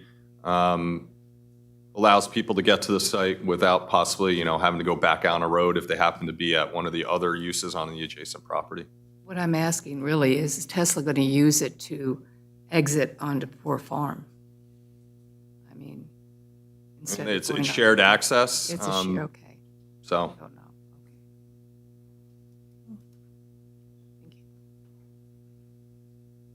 Anything else, Ms. Fernbeck? Ms. Gomez? No? Spinelli? Yeah. So the property, you're building on half of what you're supposed to be building on, am I understanding that? There's a lot of numbers about the lot size that was going around, so I just want to make sure. I'm sorry. I want to make sure I understand the size in relation to what is actually required. Is it that you're building on half of what is required for a drive-through? the lot is undersized compared to the zoning. So as was commented by the township professionals, minimum lot size of 1.5 acres is required for any drive-through facility in an ED O-1 zone, where we're actually ED 0 or O-3, where 3 acres is required. So yes, non-conforming, existing non-conforming lot. Do we know it's existing? I'm concerned about the existing non-conforming, only for the board's understanding of when they're voting on this application. Do we know it's an existing non-conforming, or is it a product of a prior variance application? Because that's important. If it's a product of a prior variance, then it's self-created. We'll nail So we that need to down. know that. Fair, we'll nail that down for you. Okay, because you need to be clear when you tell them, is it an existing non-conforming or is it an approved non-conforming? Council will have that for you. Perfect. It's a fair question. But I can testify 0.87 acres, as far as the realm for a QSR, especially one of, this nature where, the building is relatively, modest size at 2,378 square feet, single drive-through, 8 cars, this isn't a Chick-fil-A. 0.87 acres is pretty typical for this type of use. So as far as from a practical standpoint, it works. I mean, the 30 spaces is more than adequate for the use. The drive-through stacking circulation's all more than adequate. So I think 0.87 acres works for this. Okay, and then I just had I'm jumping here, regarding Poor Farm Road. Is it my understanding that the township would prefer it to be full and you're only going to be half? And who's responsible for that? Will the township have to absorb any of that cost to make the road, I guess, to where it should be? To answer the question on behalf of the township, we spoke to the township engineer, and yes, they would prefer half. half. Yeah, I mean, sorry, full. They Sorry, would prefer American, full, yes. and you're agreeing to do half. And that's at their expense. So if the township wants full, are we going to have to, meaning the township, will the township be responsible for that, or are we voting on it just being half of what the township wants? I don't know if maybe I'm not saying that the right way. So I'm understanding your question. So under the municipal land use law, the applicant is only required to pave their half width along their frontage. Okay. Which is what they're agreeing to do. The township's ask that's been conveyed is for them to pave the full width. Okay. We can't force them to. We can highly request it and ask them to do it, but if they don't want to do it under the municipal land use law, they are only required to pave up to the middle of the road for their frontage. So that's what they're willing to do. They're willing to comply with the law, which is their maximum requirement. Okay, thank you. Can I ask a question to you, Pat? Maybe. Go ahead. What's up? So when it's a D3 and an application, and this is not that it has to be one of the conditions, but just so that the board understands, when it's a D3 and you don't meet one of the conditions, the board has right to place newer conditions to mitigate for the site suitability analysis, right? They do. The board always has the ability, when use variances are being requested, to impose reasonable conditions. And it's key on the term reasonable. The issue with roadway widths is the law is clear on what their obligation is, and the board has to have the justification for what is the traffic impact and be able to connect the nexus for the need for the full paving for it to be considered reasonable, as the vast majority of case law strikes down that request if imposed by the board without being stipulated to by the applicant. So their traffic engineer can explain as to why they don't need to do the full width, correct? Correct. You okay, Mrs. Watt? Good? Yes. Mr. Rizzo? The rear entrance off of Paul Farm Road, how wide is that? Off of Poor Farm Road, you Off said? of Paul Farm, yes. 30 feet. And no obstruction, straight 30 feet across. Straight 30 feet across, 25 between the curb and the striping. And then the exit and entrance on 9, that's a little island that's between the two? Correct. Correct. So two 12-foot lanes, that's per DOT and per our reviews. A lot of that driveway geometry is controlled by them. I will say, part of their last review, that island's going to become a mountable concrete curb, so it won't be a vertical curb, so. So if a fire truck had to go through Correct. or exit. I don't know if this is the right signage. You allowed to say signage right now? Is there any signs that are going to be proposed? Yes. There'll be one freestanding sign located adjacent to the access drive to US Route 9. That freestanding sign will be 50 square feet, 20 feet high, which the variances are being requested for. Purposes, the sign that we are proposing is it is the smallest sign as far as Taco Bell branding goes, as well as visibility along US Route 9 based on traffic flow and safety. We feel that slightly bigger sign. And the height itself at 20 feet, the ordinance does dictate 18 feet or the height of the building. The height of the building does vary at several points where the main parapet's 20 feet.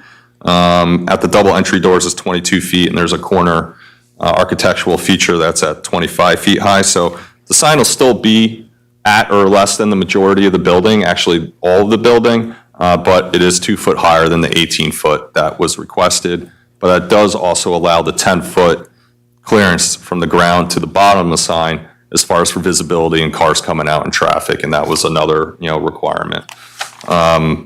Building signage, 3 building signs, variance for the 1 additional sign versus 2 signs.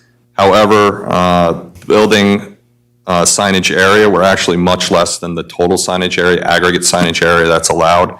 15% of the facade, or 102 square feet, would be permitted. We're at 68.6 square feet. So while we're adding 3 signs, we're dividing actually a smaller area than's allowed. And the reason for the 3 signs is, I'll point to their locations. You really have you have access on 3 sides of the building. You got this side facing Poor Farm Road, obviously this side US Route 9, and then you got this side facing US Route 9 as well as the adjacent commercial property with the combined access. So the three building facade signs are justifiable. And that freestanding guy, you could pinpoint? Oh, yeah. Located in this area here. And again, they'll be able to negotiate turns, the fire truck and whatnot. It'll be in the landscape area. It'll be far off the curb line. That won't be a problem. Okay. Thank you. You're welcome. While you're on signs, how would I know to make a right on Poor Farm to go into the drive aisle, to go into the entranceway to get into the drive-through? Is there going to be a sign in the corner there? Directional signage could be provided. From a visibility aspect, you can see the menu board, you can see the striping for the drive-through lane itself, so there'll be wayfinding. So I don't see, a patron having an issue finding that. I don't know what's typical in your stores, so I don't know if you want people to come in off 9 or you want people to come in off Poor Farm. It looks like you want people to come in off Poor Farm so they can counterclockwise circulate the property. Either would work. They come off Route 9. I understand that. Yeah. But when we're at that, the interesting part is that your half of the roadway that you would be willing to fix will be the least amount used. Your clientele is going to be using the other side of the road because they're going to come off of Route 9. They're going to go up in order to turn in. And some will probably go out the front entrance right onto 9 rather than try and go out on Poor Farm Road. So it's ironic that more of the use will be on the municipal side of the road that you want paved versus your side that you want paved. Now, I did have a question about the fire report. At present, I see as of this date, it's unsatisfactory. I did talk to him. We actually discussed, he called me, Mr. Bond. We discussed it.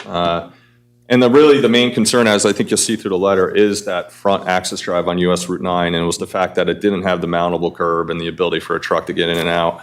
DOT has now come back and said that they will allow the mountable curb, so we will be able to address that with him as far as that access on Route 9. So you'll comply with that letter? Correct. So DOT has given you approval? No. Just the latest comment letter said mountable island. That's what they want. Okay, and the other issues are apparently easy to take care of? Yes. I have nothing else. Ms. Andrews? How much seating do you have within the building? In other words, to sit in and dine? I don't know if I have that. Yeah. 34. 34. A seating for 34? Correct. So then basically, because of 30 parking spaces, primarily you're depending upon the drive-in for the bulk of the business. Am I correct? I'm sorry, I didn't catch that. 34 seats. Percentage-wise, 34 seating with 30 spaces, you're really depending primarily on the drive-in as the bulk of the business? I think both. The drive-through has definitely become, more popular, I think, as, everybody's seen, basically 50 to 60% of the business. They still, the restaurant area still gets, visits, 34 seats doesn't mean everybody's, driving their own car either. People come in groups. So, for this type of use, this size of building, Taco Bell is more than confident that the 30 spaces is adequate. Okay, because I'm just concerned with all of the drive-through with all the traffic. Thank you. I know I'll express it when the traffic comes up. Thank you. Welcome. Thank you, Ms. Andrews. Anybody else, any questions for this witness? None? Counselor? Nope. Okay. We started at 8:24.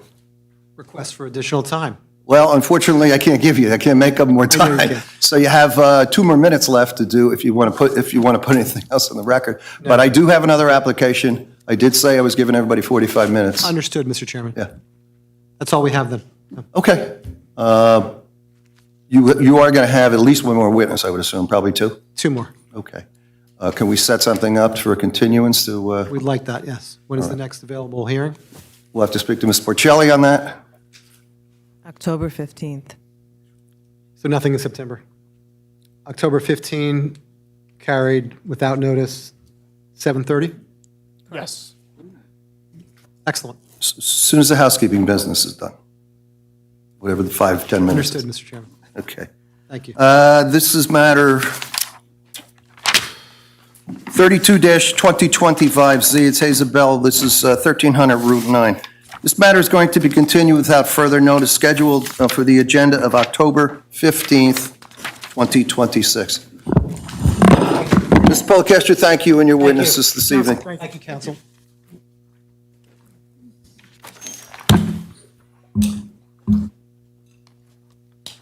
We could just turn the mics off for a few seconds. Not that we're going to hide anything, but let's just let them set up. It's only going to take 2 minutes. I don't want to take a recess.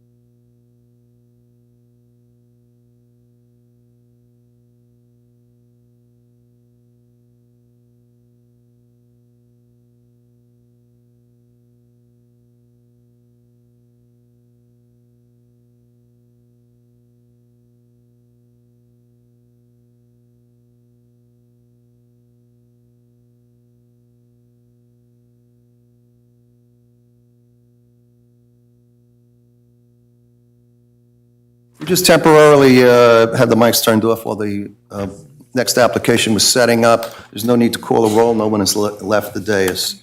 I'll introduce the next application and the final one for the evening. It's 45-2025Z. It's Garris Development Group. This is a CC Commercial Zone. It's Block 15531, Lot 435. Physical location is 3300 Highway 9. This is an applicant is seeking a CCO, Certificate of Continued Occupancy, for an auto repair garage. We're seeking major preliminary and final site plan with C&D variance. Lawrence Sachs Esquire, representing the applicant. Sir. Yes, good evening, Mr. Chairman, members of the board. Lawrence Sachs on behalf of the applicant, Garris Development Group. As your chairman indicated, it's Block 15531, Lot 435. Address is 3300 Highway 9. I'm sure most of you know this location. It's an old Exxon service station on the corner of Cindy Street and Route 9 South. The property is located in your CC zone. We are here this evening for preliminary and final major site plan, D3 conditional use variance approval, and bulk variance approval. The reason we're in front of you on the D3 and not in front of the planning board is, although it's a permitted use, we don't meet all of the conditions that are required under that ordinance. Actually, all of those conditions are really pre-existing nonconformities based upon the size of this site. We also need some bulk variances for minimum lot area, minimum lot width, minimum front yard setback, and minimum landscape area ratio. Again, all of these are pre-existing conditions with a site that is pretty much 100% developed. Just a little history of this property. It had been an Exxon service station, so it had some pumps there.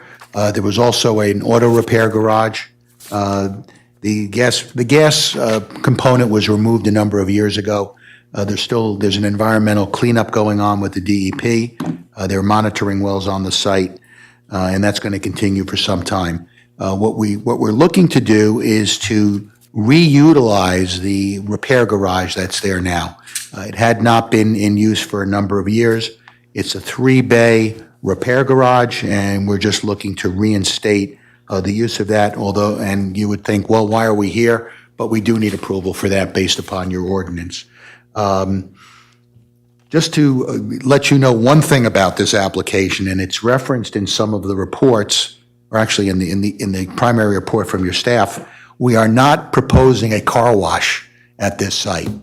It's not, I don't know how that got on an application or a plan, but there is no car wash, all right? So let's set that straight.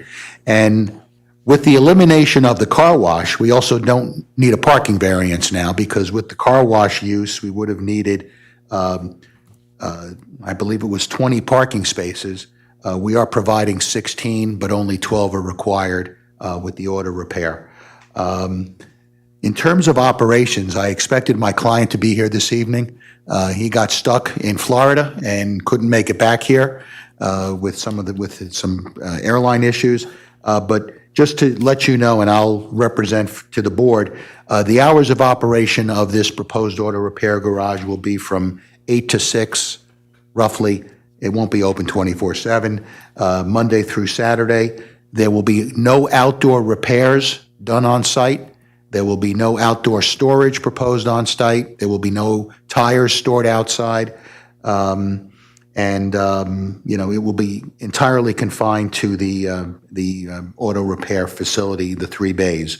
There's also an office that's still there. We intend to use that office.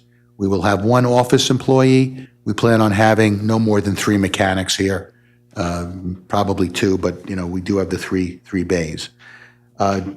2 other important things here which were referenced in the reports, and I know Mr. Lieber, I'll get to him in 1 minute, is there was a request to eliminate one of the driveways, the easternmost driveway on Cindy Street, and we agree to do that. We think it's a good idea, and that will remove some of the conflicts with respect to parking.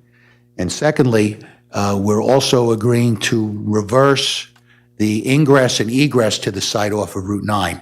So the northernmost entrance was originally designed to be an exit, and the southernmost was designed to be an entrance. We're going to reverse it. Obviously, it makes a lot more sense to do it that way.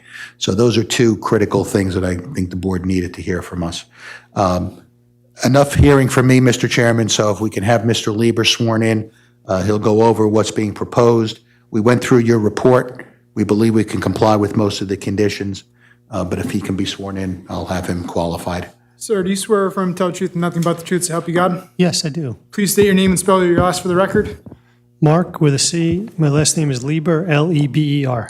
And Mr. Chairman, the board previously recognized him as a professional engineer and planner. earlier Whatever this we need to evening. put on the record, it was fine by me. He just did testify in an earlier one. Nothing has changed since then, correct?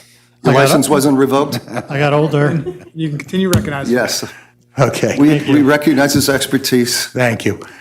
All right, Mr. Lieber, if you can give the board the benefit of your testimony as to what the existing site conditions are, what's being proposed, and to go in some of the concerns that the staff has raised in their report. Sure. So this is block 15531. It's lot 435 at 3300 Route 9. It's a corner lot. It's on the southbound side of Route 9. The side street is Cindy Street. We have 130 feet of frontage on Cindy Street. The average width is about 157 feet between the side lot lines, and the total area is 20,417 square feet. You heard a moment ago, it's in the CC zone, a conditionally permitted use in that zone, and there is an existing 1-story building. It's a auto repair building with 3 bays. Based on my research, I believe this building was built either around 1969 or 1970. And it was previously a gas station. There are no longer any fuel pumps on the property. And the last use of this building was strictly for repair.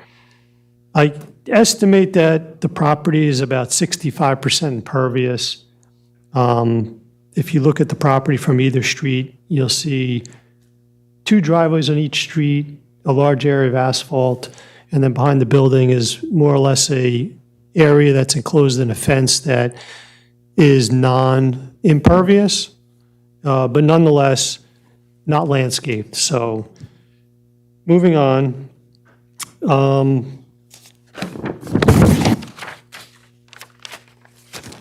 We had prepared a set of plans. It's only 2 sheets.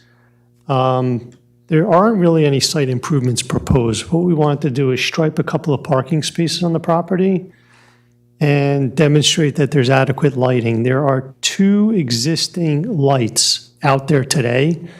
One is a floodlight mounted on Cindy Street, which is on a utility pole. The other one is a floodlight mounted along Route 9 on another utility pole. You want to take the laser? Yeah. Thanks. We appreciate that. We'll go to our left. So let me just double check.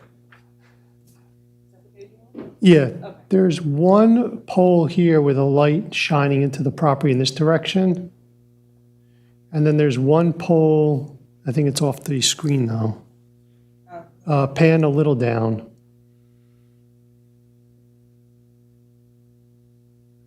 There's one pole here with a giant floodlight aiming in this direction. So I tried to create a model based upon what I could tell from the ground, showing that there is lighting in this lot in the areas that it's important to have, but we weren't proposing to change that lighting. I believe that these are utility company owned floodlights that a prior owner either contracted or requested to have installed, and we weren't going to change them. The details of what's proposed are, as you heard a moment ago, 2 or 3 mechanics, auto repair, no outdoor storage, no improvements to the building. The parking lot is in so-so shape. In lieu of a full, rip out and repave, I would offer that the applicant would do what's called pavement rejuvenation, which is a company comes in, they remove and route out all the cracks. They fill all the cracks with a rubberized sealant, and then they coat the entire parking lot. It makes it look fresh without the need for milling or repaving the entire site. The details of the application fall back onto the conditional use requirements, which are outlined in Chapter 250-41G. And there are a number of them, and they start on page 3 of 13 of the township report. First of all, some of them are not applicable, namely because we're not dispensing fuel. So for example, item 1 is not applicable anymore. Item 2 is that we require a minimum lot area of 20,000 square feet, which we have, so I don't think that's an issue. Item 3, again, is not applicable because we're not dispensing fuel. Item 4 requires that no vehicle be permitted to be standing or parked on the premises other than those in use by employees or customers' vehicles awaiting repair, and we do agree to comply with that. Number 5 is that the repair shall be performed in an enclosed building and not outside, for example, in the parking lot, and we do agree to comply with that as well. For item 6, and this one's rather lengthy, it discusses driveways. And these are all existing driveways that are present on the property. And we do agree to close the Cindy Street driveway nearest Route 9, but we do request that we keep the remaining driveways. It's always good planning to have at least one driveway on a side street when you're on a highway.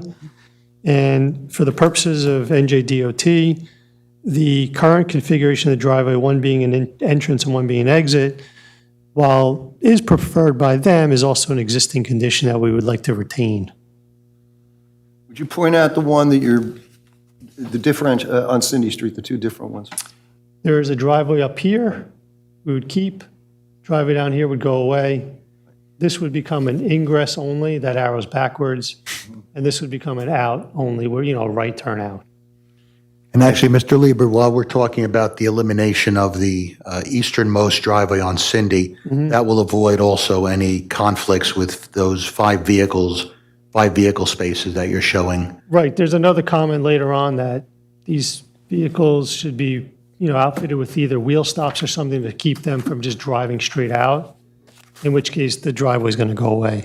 May I ask how you are accomplishing the removal of the driveway? Are you replacing the depressed curb to make it? That's correct. We would remove the depressed curb, put full-height curb, and that area would be an opportunity to install some sort of landscaping. And the other entrance exit that will be on Cindy, This one. would you be opposed to slimming that down to make it the 25 feet wide? No, we could definitely do that. In fact, I would say that since you're eliminating that ingress, right, continue the sidewalk and build the sidewalk to connect it to the sidewalk that stops on your property line on Cindy Street. Add the similar landscaping strip along the curb so that there is continuity and similar design feature along the frontage of Cindy Street. Yeah, within the Old Bridge ordinance, it does talk about requiring sidewalk on both sides of the street anyway. Yeah, we can do that. And plus, I know there was a comment about landscaping, obviously. Correct. We'll So add I some think landscaping. it helps you clean up the site a little more. There is absolutely no pervious coverage on the site. It allows you to add some landscaping and some shrubbery in that area, right? And then you'll have also a pedestrian connection to Route 9. Okay. I just, Continue, Mr. Lieber, with your all right. Item 7 discusses the prohibition on vending machines, which we will comply. We will not have any vending machines. That's an oldie. That's like the prohibition of pool halls. Okay. We'll have no vending machines. It attracts an unsavory element. Okay, no problem. So 8, 9, and 10 together are not applicable because we don't have pump islands and we're He's not. still back. Oh, yes. Oh, no, I just wanted to say 8, 9, 10 are not applicable because we're not dispensing gas. 11 is about traffic volumes. Now, I do want to be clear that this was historically not just a repair garage, but also a gas station, which would obviously generate a significant amount of traffic, much higher than what we're proposing. And the most recent use was very similar to what we're asking for tonight, which would be repairs only and no fuel. So I had drafted up more or less like a limited trip generation statement on March 6th that I had calculated for just a strict auto repair facility only. Weekday daily trips around 37 trips in the whole day, which 15 during the peak hour, and weekend, which manual was it? Oh, and I used the NJDOT Highway Access Permit System manual, which is very similar to the ITE requirements. And for weekend daily trips, it came up with 149 per day, although I think that's a very high estimate. This would not generate any significant amount of traffic. In fact, this was a new use on the property and you were building a new building, this would require a minor access permit from the DOT. Our intention at this point is to request a letter of no interest.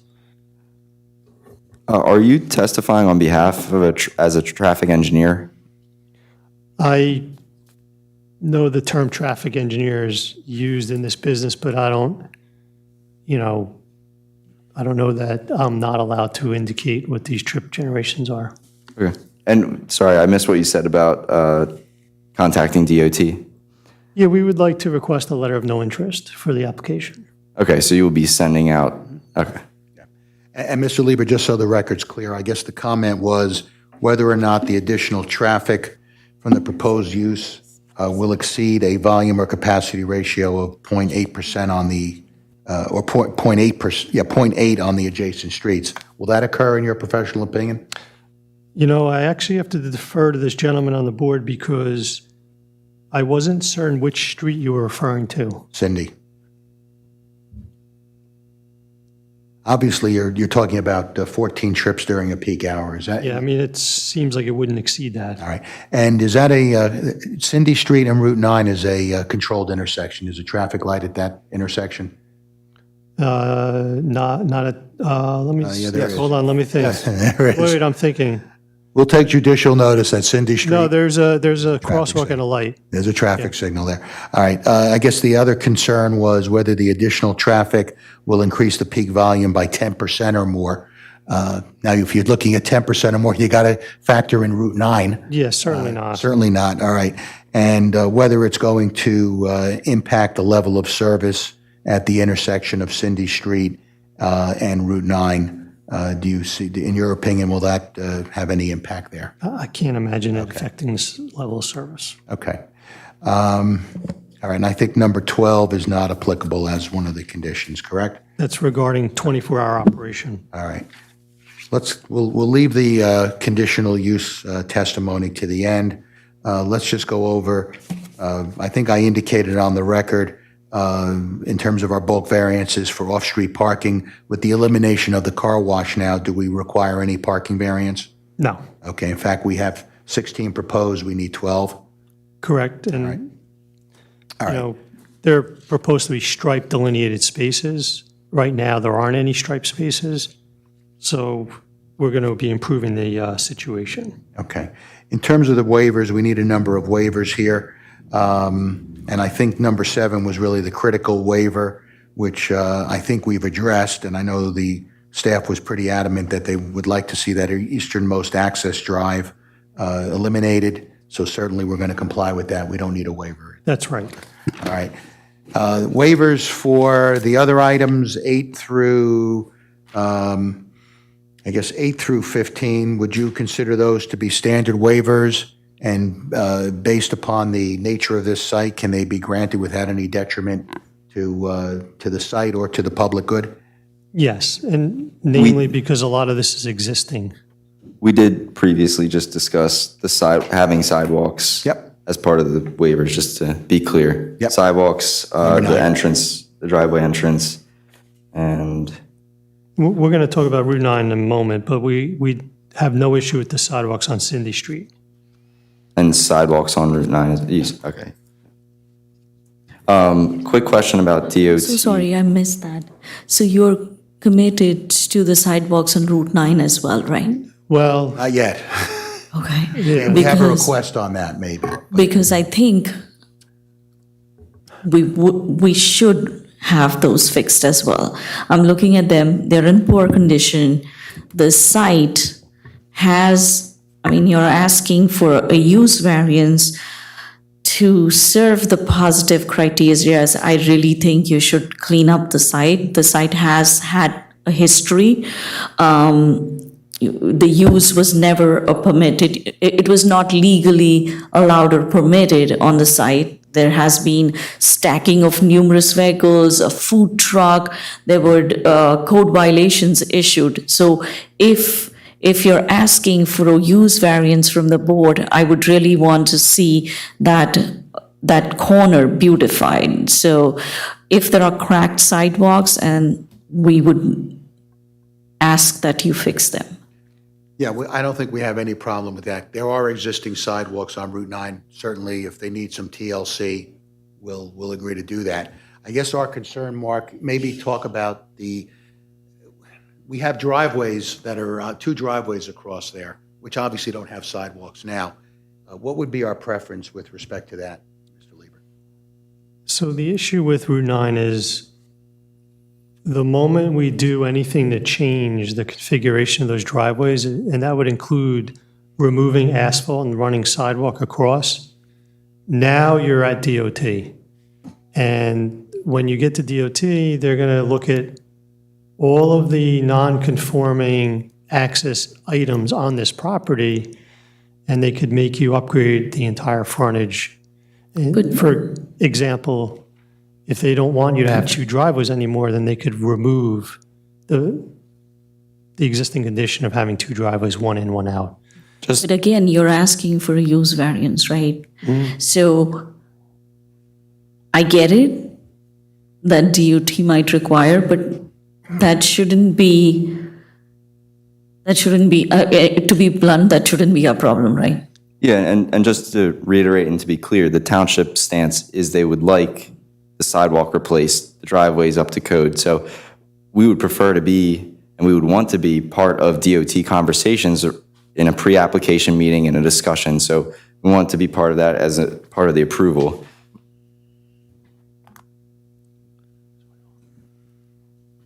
All right, So we keep our train of thought here. Could we finish with his testimony before we have rebuttal? Yeah, we're almost, yeah. I think everybody's getting confused here as to what's going on. Well, yeah, we'll come back to All that right. issue. All right. 16. Yeah, parking space, sidewalk curbing. What's our position on that, Mr. Lieber? So there's 3 spaces that we showed perpendicular to the building. There is concrete there that has a lip that serves as a curb. We have to look back at this again because a later comment in the letter requests topography in this area. So to make a long story short, there's already curb there in front of the building. But if that has to be modified to provide ADA access into the building, then we're going to have to replace it. That's the bottom line. All right, we'll agree to do that if Yeah. necessary. Okay. All right, let's move on. 17, I think, really deals with the car washing component, so don't have to worry about that.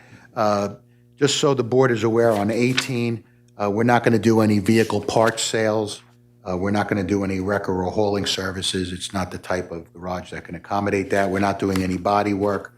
We're not doing any painting. I mean, we may do a dismantling of a transmission. I don't think that would be a restriction.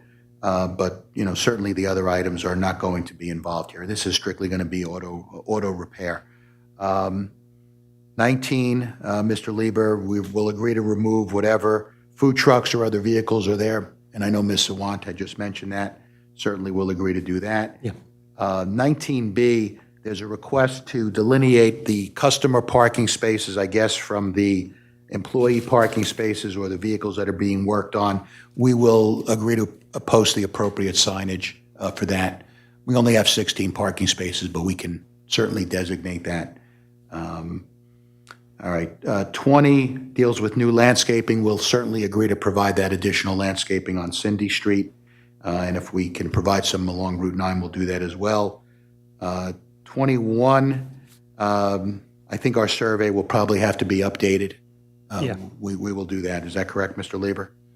So whatever the existing conditions are, we'll make sure that they're shown on a new survey. And I think there's a further comment that we need to provide some spot grades, so we're going to need some topo. So we're going to need a new survey anyway.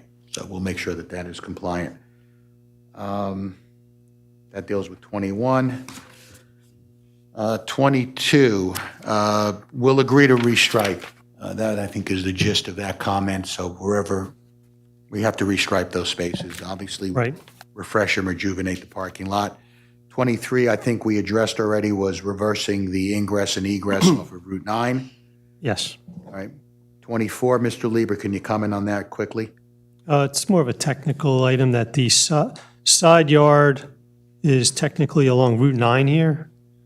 So we would move our front yard setback that's shown on that plan to become a side yard setback, in which case the building is compliant along Route 9 in its position. All right. So obviously, we're not requesting a waiver at this point. All right. Let's see, 25, Mr. Chairman, whatever signage we need to provide on site will be compliant. We're not seeking any variance relief at the present time. 26, since we're not doing the car wash, I don't need to worry about OBMUA with runoff. 27, I think I've addressed already, but I'll state for the record, no outdoor storage of tires, no outdoor storage of any engine parts, all work inside. We'll make sure that cars are not sitting there for a long period of time. It's always a problem with auto repair, but obviously we need to get vehicles off the site if they're not being picked up. And we'll designate the customer parking versus the vehicle storage. 28, Mr. Lieber, deals with the request for a dumpster. Can we accommodate a dumpster on the site? Yeah, I'd like to add a little enclosure right in this area here. Okay. So that would be the, that would be the southern portion of the site? Okay. Lighting, I think you testified on 29. 30, I think we've testified as to the operations. What kind of deliveries will we be getting there, Mr. Lieber? Usually, for example, you call Michelson's Auto, I need a XYZ, it shows up in a van. You know, even if you call in for a tire, it shows up in a small truck. All right, so there's no large vehicles coming in to make deliveries? No. All right. 31 deals with condition of existing pavement and concrete. Again, as Ms. Sawant indicated, we'll provide some TLC on this site, and wherever we need to refresh it, we will. 32 was a comment regarding the fire marshal. I think we had gotten a report from You got one no that's issues, so I think we've satisfied that. Just to save some time here, Mr. Lieber, I'm assuming 33 and 33, you'll provide that Setbacks. information. 34, I think you testified to as to the light poles. 35, you'll comply with? Yeah, that's regarding ADA. All right. Let's get back to 36, all right? Actually, let's leave 36 for the end. Let's go through this, and we'll talk about Route 9 sidewalk. All right, 37, dimension, you'll provide that for the We will. sidewalk? Yeah. 38, you'll provide the wheel stops? Maybe we don't need them if we did a landscape strip with the sidewalk, but We don't need I them? think, yes. All right, I think we'd rather see that than the wheel stops, okay. 39 was wheel stops in the grassy areas? You'll provide that? yes. All right, I think 40 you've addressed was the ADA accessibility with the overhang. Correct.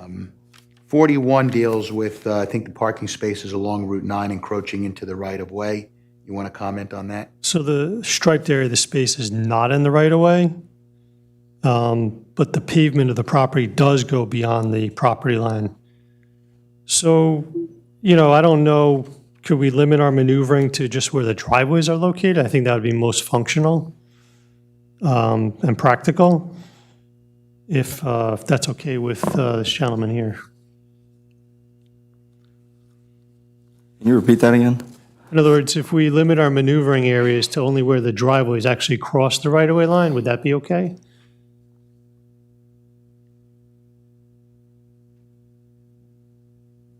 This is number 41.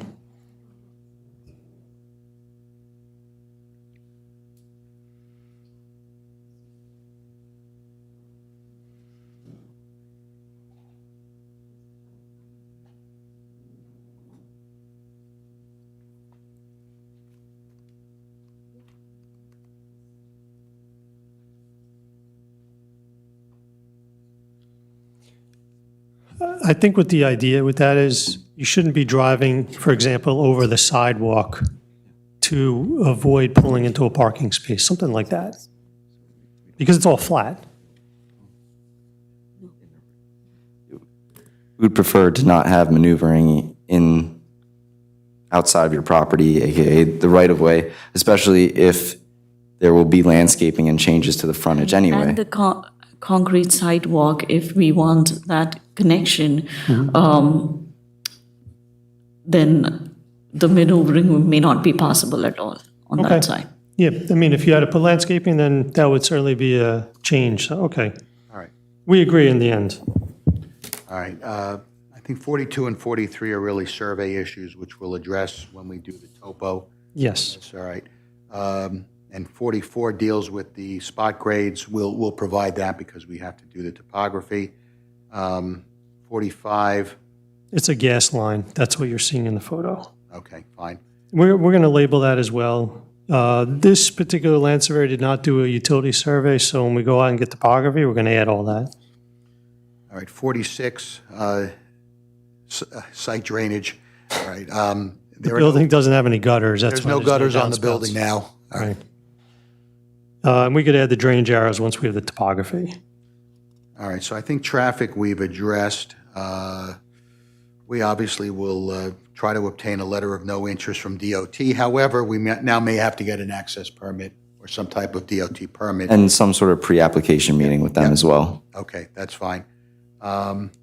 you'll update your parking analysis or your traffic analysis, parking analysis based on the ITE? Yeah. Okay. All right, 51 is just a general comment. Yes. Right. EV spaces. Oh, EV spaces, I'm sorry, yeah, that 50, okay. So the EV code, it has some wording in there about if it's not a new development. So to me, this is not a new development, it's existing parking lot, existing building. I would say for this type of use, we do not need EV spaces. People are dropping off their cars for repair. I don't think that they're going to be spending much time here, to be honest. So I don't, in my interpretation, I don't think this requires EV spaces. At the end of the day, DCA is going to make that call. If DCA tells you you need to have EV spaces, they're going to make you have the EV spaces. I've seen it go both ways. I actually have had it with a couple warehouse applications where they're not adding anything new. They're just changing site layout and they haven't been required to get EV spaces. And I've had other warehouse applications come in where they've been required to get EV spaces. So it all depends on who you're dealing with. So you should be aware that that is a possibility, but I do agree with your assessment. That is my understanding of the law. Yep. You're not changing the parking layout or adding parking, so you're not required to have it. Right. But DCA is going to control that decision. All right, and we're not actually increasing the size of the building, it's obviously remaining as is, so, all right, well, we understand that. All right, let's see, 51 is a comment, but again, we're going to refresh the site. 52 deals with the sidewalks, we'll get back to that, that's really the last thing we've got to talk about. 53, site distances, you'll comply with that, Mr. Lieber? Yes. 54, you'll provide the correct arrows. Yes, and the signs. And 55, pavement markings. Yeah, we intend to mark it all. All right, 56, well, first of all, there aren't going to be any large vehicles on here. Can you provide the templates for fire apparatus and for a trash truck? Sure. All right, and we'll agree, by the way, that any refuse pickup will occur off hours. We'll make sure that the site is not occupied with vehicles. And the environmental conditions, there's an ongoing cleanup here.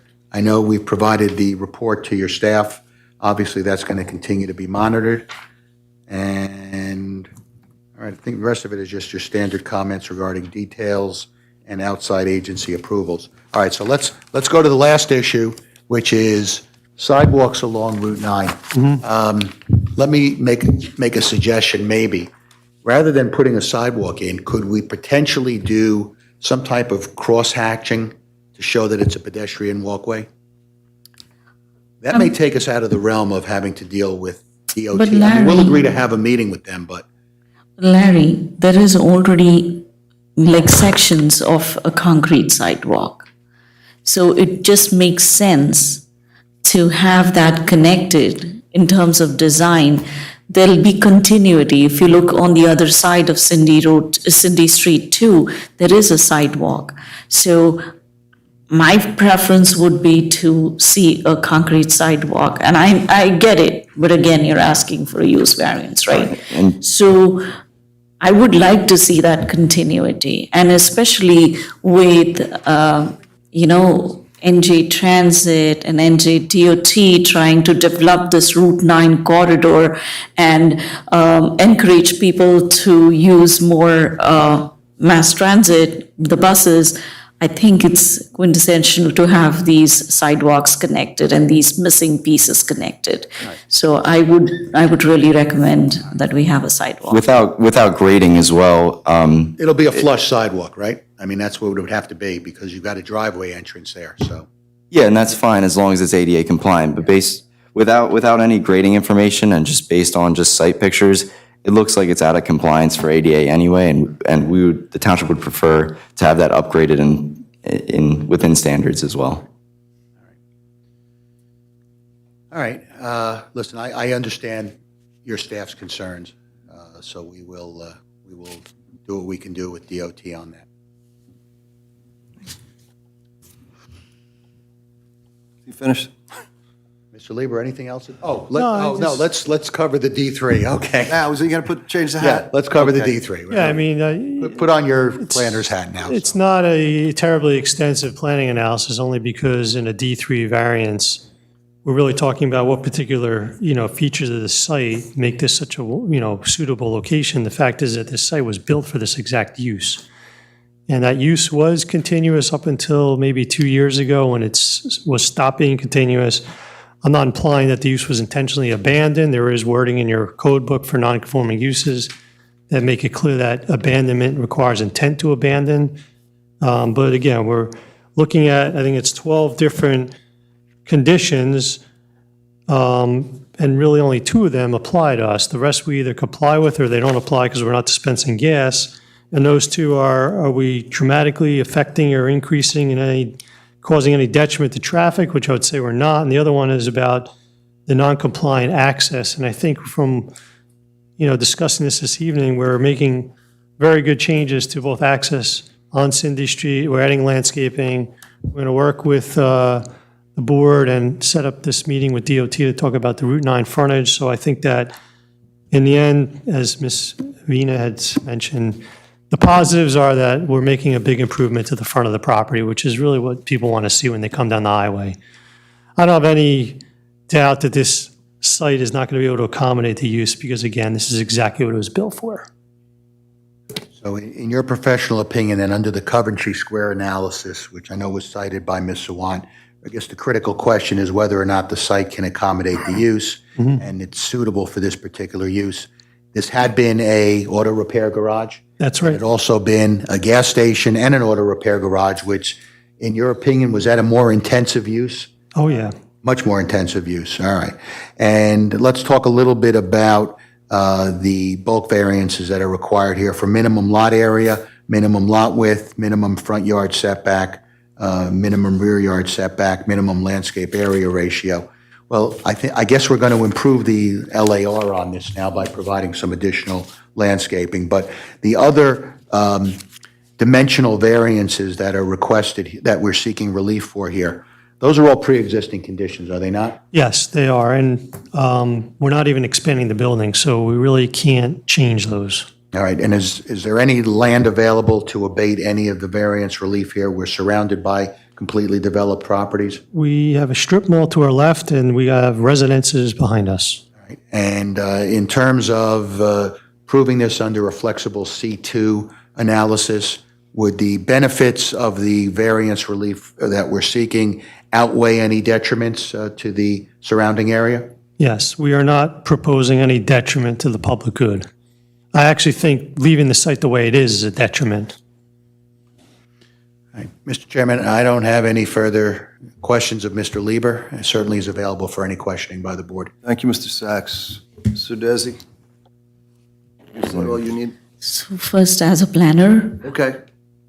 right, I wouldn't have agreed with your analysis, but Larry bailed you out. Larry, you know that. Because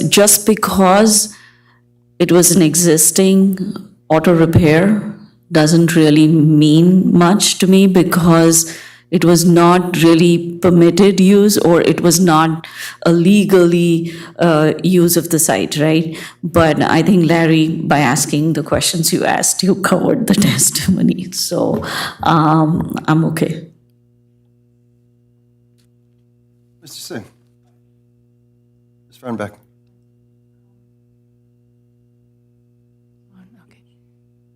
What is the barrier between the homes on Cindy and the property? Is there a fence? There's a white fence. Yeah. Yeah, and Ms. Fernbeck, there's no activity proposed at the rear. So just so you're aware, everything will be confined to Route 9. Ms. Gomez? I have one question. I know I didn't see it on the application. You indicated there was no car wash. And now there is a letter intent in the file that said he's going to sell cars on the property. Okay, just Not want to doing that clear. either. Just By want the to way, clear. I was not the original attorney involved in this Okay, application. okay. so, Because there was no date on it. That's why I no, was there's- asking. No, there will be no car sales as well. Okay, thank you. You shared one, that's okay. One question a person. Mr. Rizzo? Ms. Andrews? They asked my question. I don't have any questions other than comments. I hate driving by the place and seeing it empty. And I think it went through a fluctuation there where it was serviced to like, I think people took it over as a parking lot. And I don't know whether that was just on their own, but it would seem to coincide probably before the park and ride was put up. So it looks horrible. I mean, sitting there, repurposing it back to what it originally was seems to be more sense, and you're not pumping gas, so that's a good thing. I'm going to go to a public portion after I finish speaking, but there's no one here to complain about it that I know of. We'll see what happens when I call it out. But I have no issue with repurposing it to what it was. I think you've met your burden of proof. Before you go there, Mr. Chairman. We can still go have a right back down the other end. Thank you.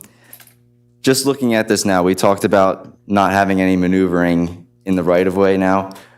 Just trying to think out loud here, is it physically possible to fit the required number of parking spaces in there with circulation now that we have a restriction on maneuvering in the right-of-way? Well, Because that may trigger I another don't think variance. you could prohibit someone maneuvering in a driveway that crosses over a right-of-way line. So for example, the 4 spots on Cindy Street, if someone's backing out of the last spot, and they need to maneuver into the drive area, I don't think that that's so uncommon. I think the intent of the item about maneuvering in the right-of-way is that right now, between Cindy Street and the building, it's 100% paved all the way across. So conceivably, today, if someone parked in those 5 spaces facing Cindy Street, they could just pull forward, make a left turn, and drive right along the right-of-way where a pedestrian could be walking. I think that's the idea, is to eliminate the use of that part of the asphalt for maneuverability. Mr. Lieber, let me ask you a question. Maybe, is it possible to shift the 4 parking spaces that are from near Route 9 closer to the building? Would that impede circulation at all? I think the aisle becomes too narrow. So Larry, Paul and I have been discussing. See, the issue is that, first let's talk about the one on Cindy, right? Those 4 spaces right at the entrance. Why should you have that corner space? Because clearly, to get into that stall and exit out, you have to come into the right of way. You are going out of property. So how is that sound design? I mean, eventually what happens is with these auto repair places, they start stacking up vehicles. And I have so many times the mayor has called, the administration has called about this site, because that's what used to happen in the past too. And yes, you are cleaning up the site, but that's something that we want to avoid, the stacking part. Now, right at the entrance, you have a parking stall. Cindy Street is a very busy street. So when somebody is trying to back out and then make a turn to exit on Route 9, it is going to be cumbersome. We could probably, we have 16 spaces proposed. We only need 12. We could eliminate, if you're suggesting maybe we eliminate that last space closer to Route 9. See, the last space closer to Cindy and the last space that is closer to Route 9. They're the bottom left corner of the lot. Yep. I see what you're saying. So where the two 4 designated spaces are, we label it as 3. Yes, and get rid of the last 2. As long as it can be proven that the circulation can operate in a reasonable manner. Another thing I wanted to highlight is if you are providing ADA parking spaces, that would also mean that you need to have ADA access to the building as well. And I remember the engineer speaking upon trying not to change the entrance where there's concrete to the building, but that would be required as part of We would change it based upon what the topography shows. If there's an issue there where it doesn't comply, we will change it. You will comply? Yeah. And would you be opposed to providing pedestrian access by way of a sidewalk to connect you to the building as well from either Cindy Street or Route 9? Because you'll have a pedestrian you'll have sidewalk around the entire corner of the lot, but to get through the lot to provide ADA access. Let's say if you were walking to pick up your car. So you're talking about a flush sidewalk in some place Corner of the to, building over to Cindy Street? yeah, either Cindy Street or if it makes sense to bring it to Route 9 as well.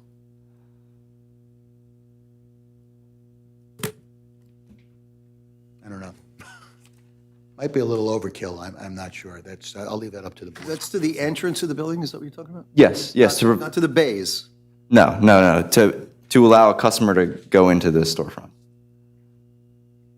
And it's flush now with pavement, right? Yeah. I mean, that area we could, perhaps stripe or crosshatch. Yeah, it, so. just to designate it. If it is ADA compliant, to just designate it as such. We'll crosshatch that. I think we can do that. That's not a Would it problem. be safe to say, Mr. Sachs, that the applicant will agree to do, We'll work with your staff. thank you. Yeah, we'll work with it. But I think we can probably, instead of putting a sidewalk flush, which may be a little overkill, we can stripe it to show that it's a pedestrian walkway. Yeah, we could do that. I'm sure your applicant is just as concerned as safety as He we is. are, and I'm sure you yourself, so. Yes. Trust that you will get that done. Yep. Anything else, Mr. Desi?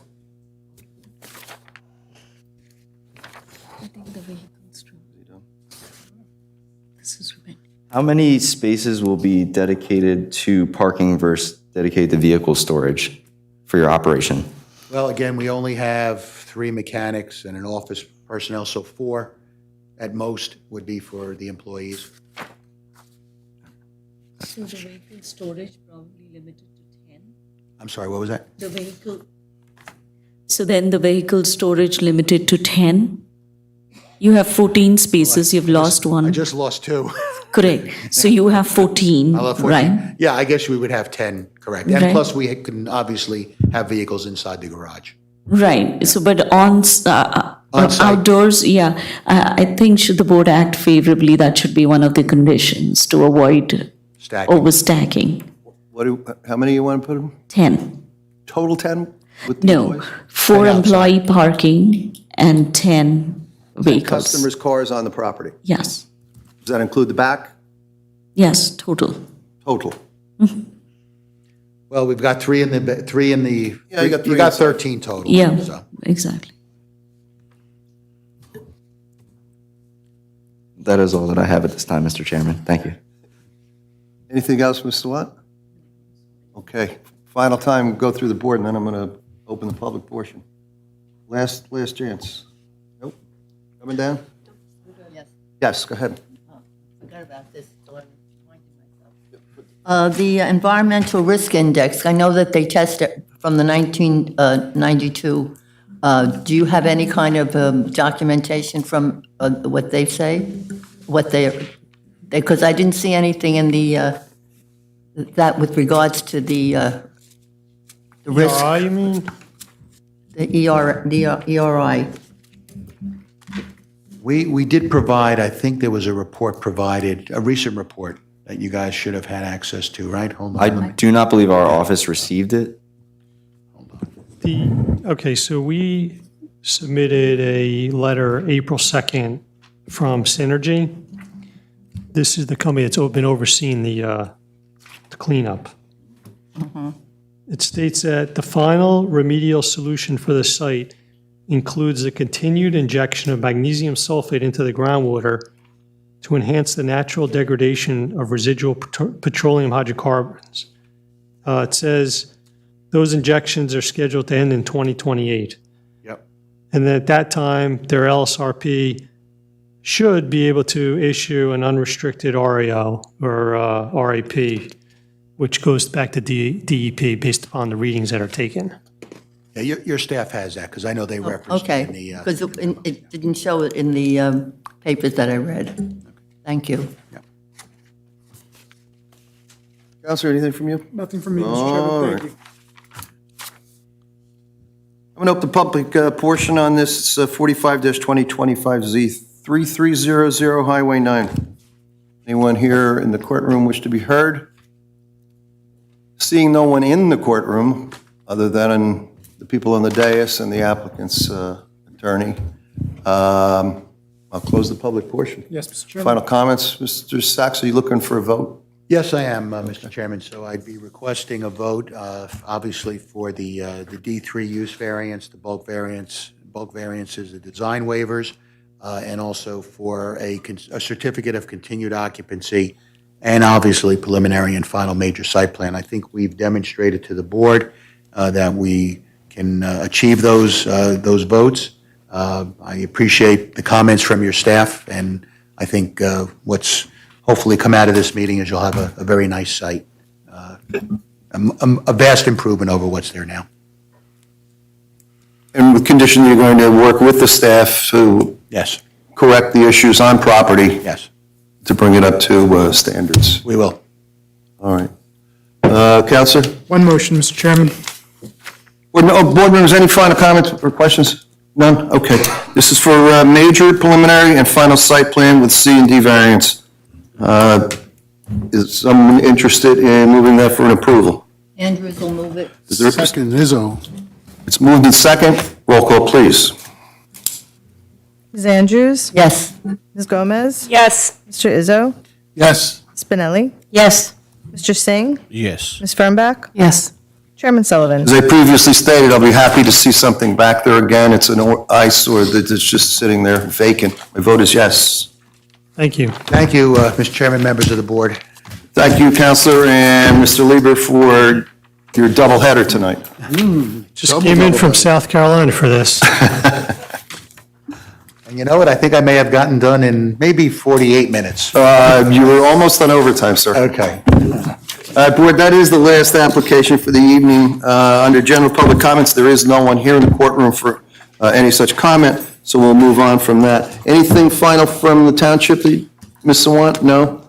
Okay, our next meeting is August 20th. August 20th. We do run short, so please, everyone, try to make our meetings. I know people get sick and people have vacation time that they want to use, but please try and cooperate with attendance at the meetings. I would appreciate it, and I know the staff would appreciate it. Having said that, would someone move for an adjournment? Move it. Moved by Ms. Andrews. All in favor signify by saying aye. Aye. Any opposed? We stand adjourned.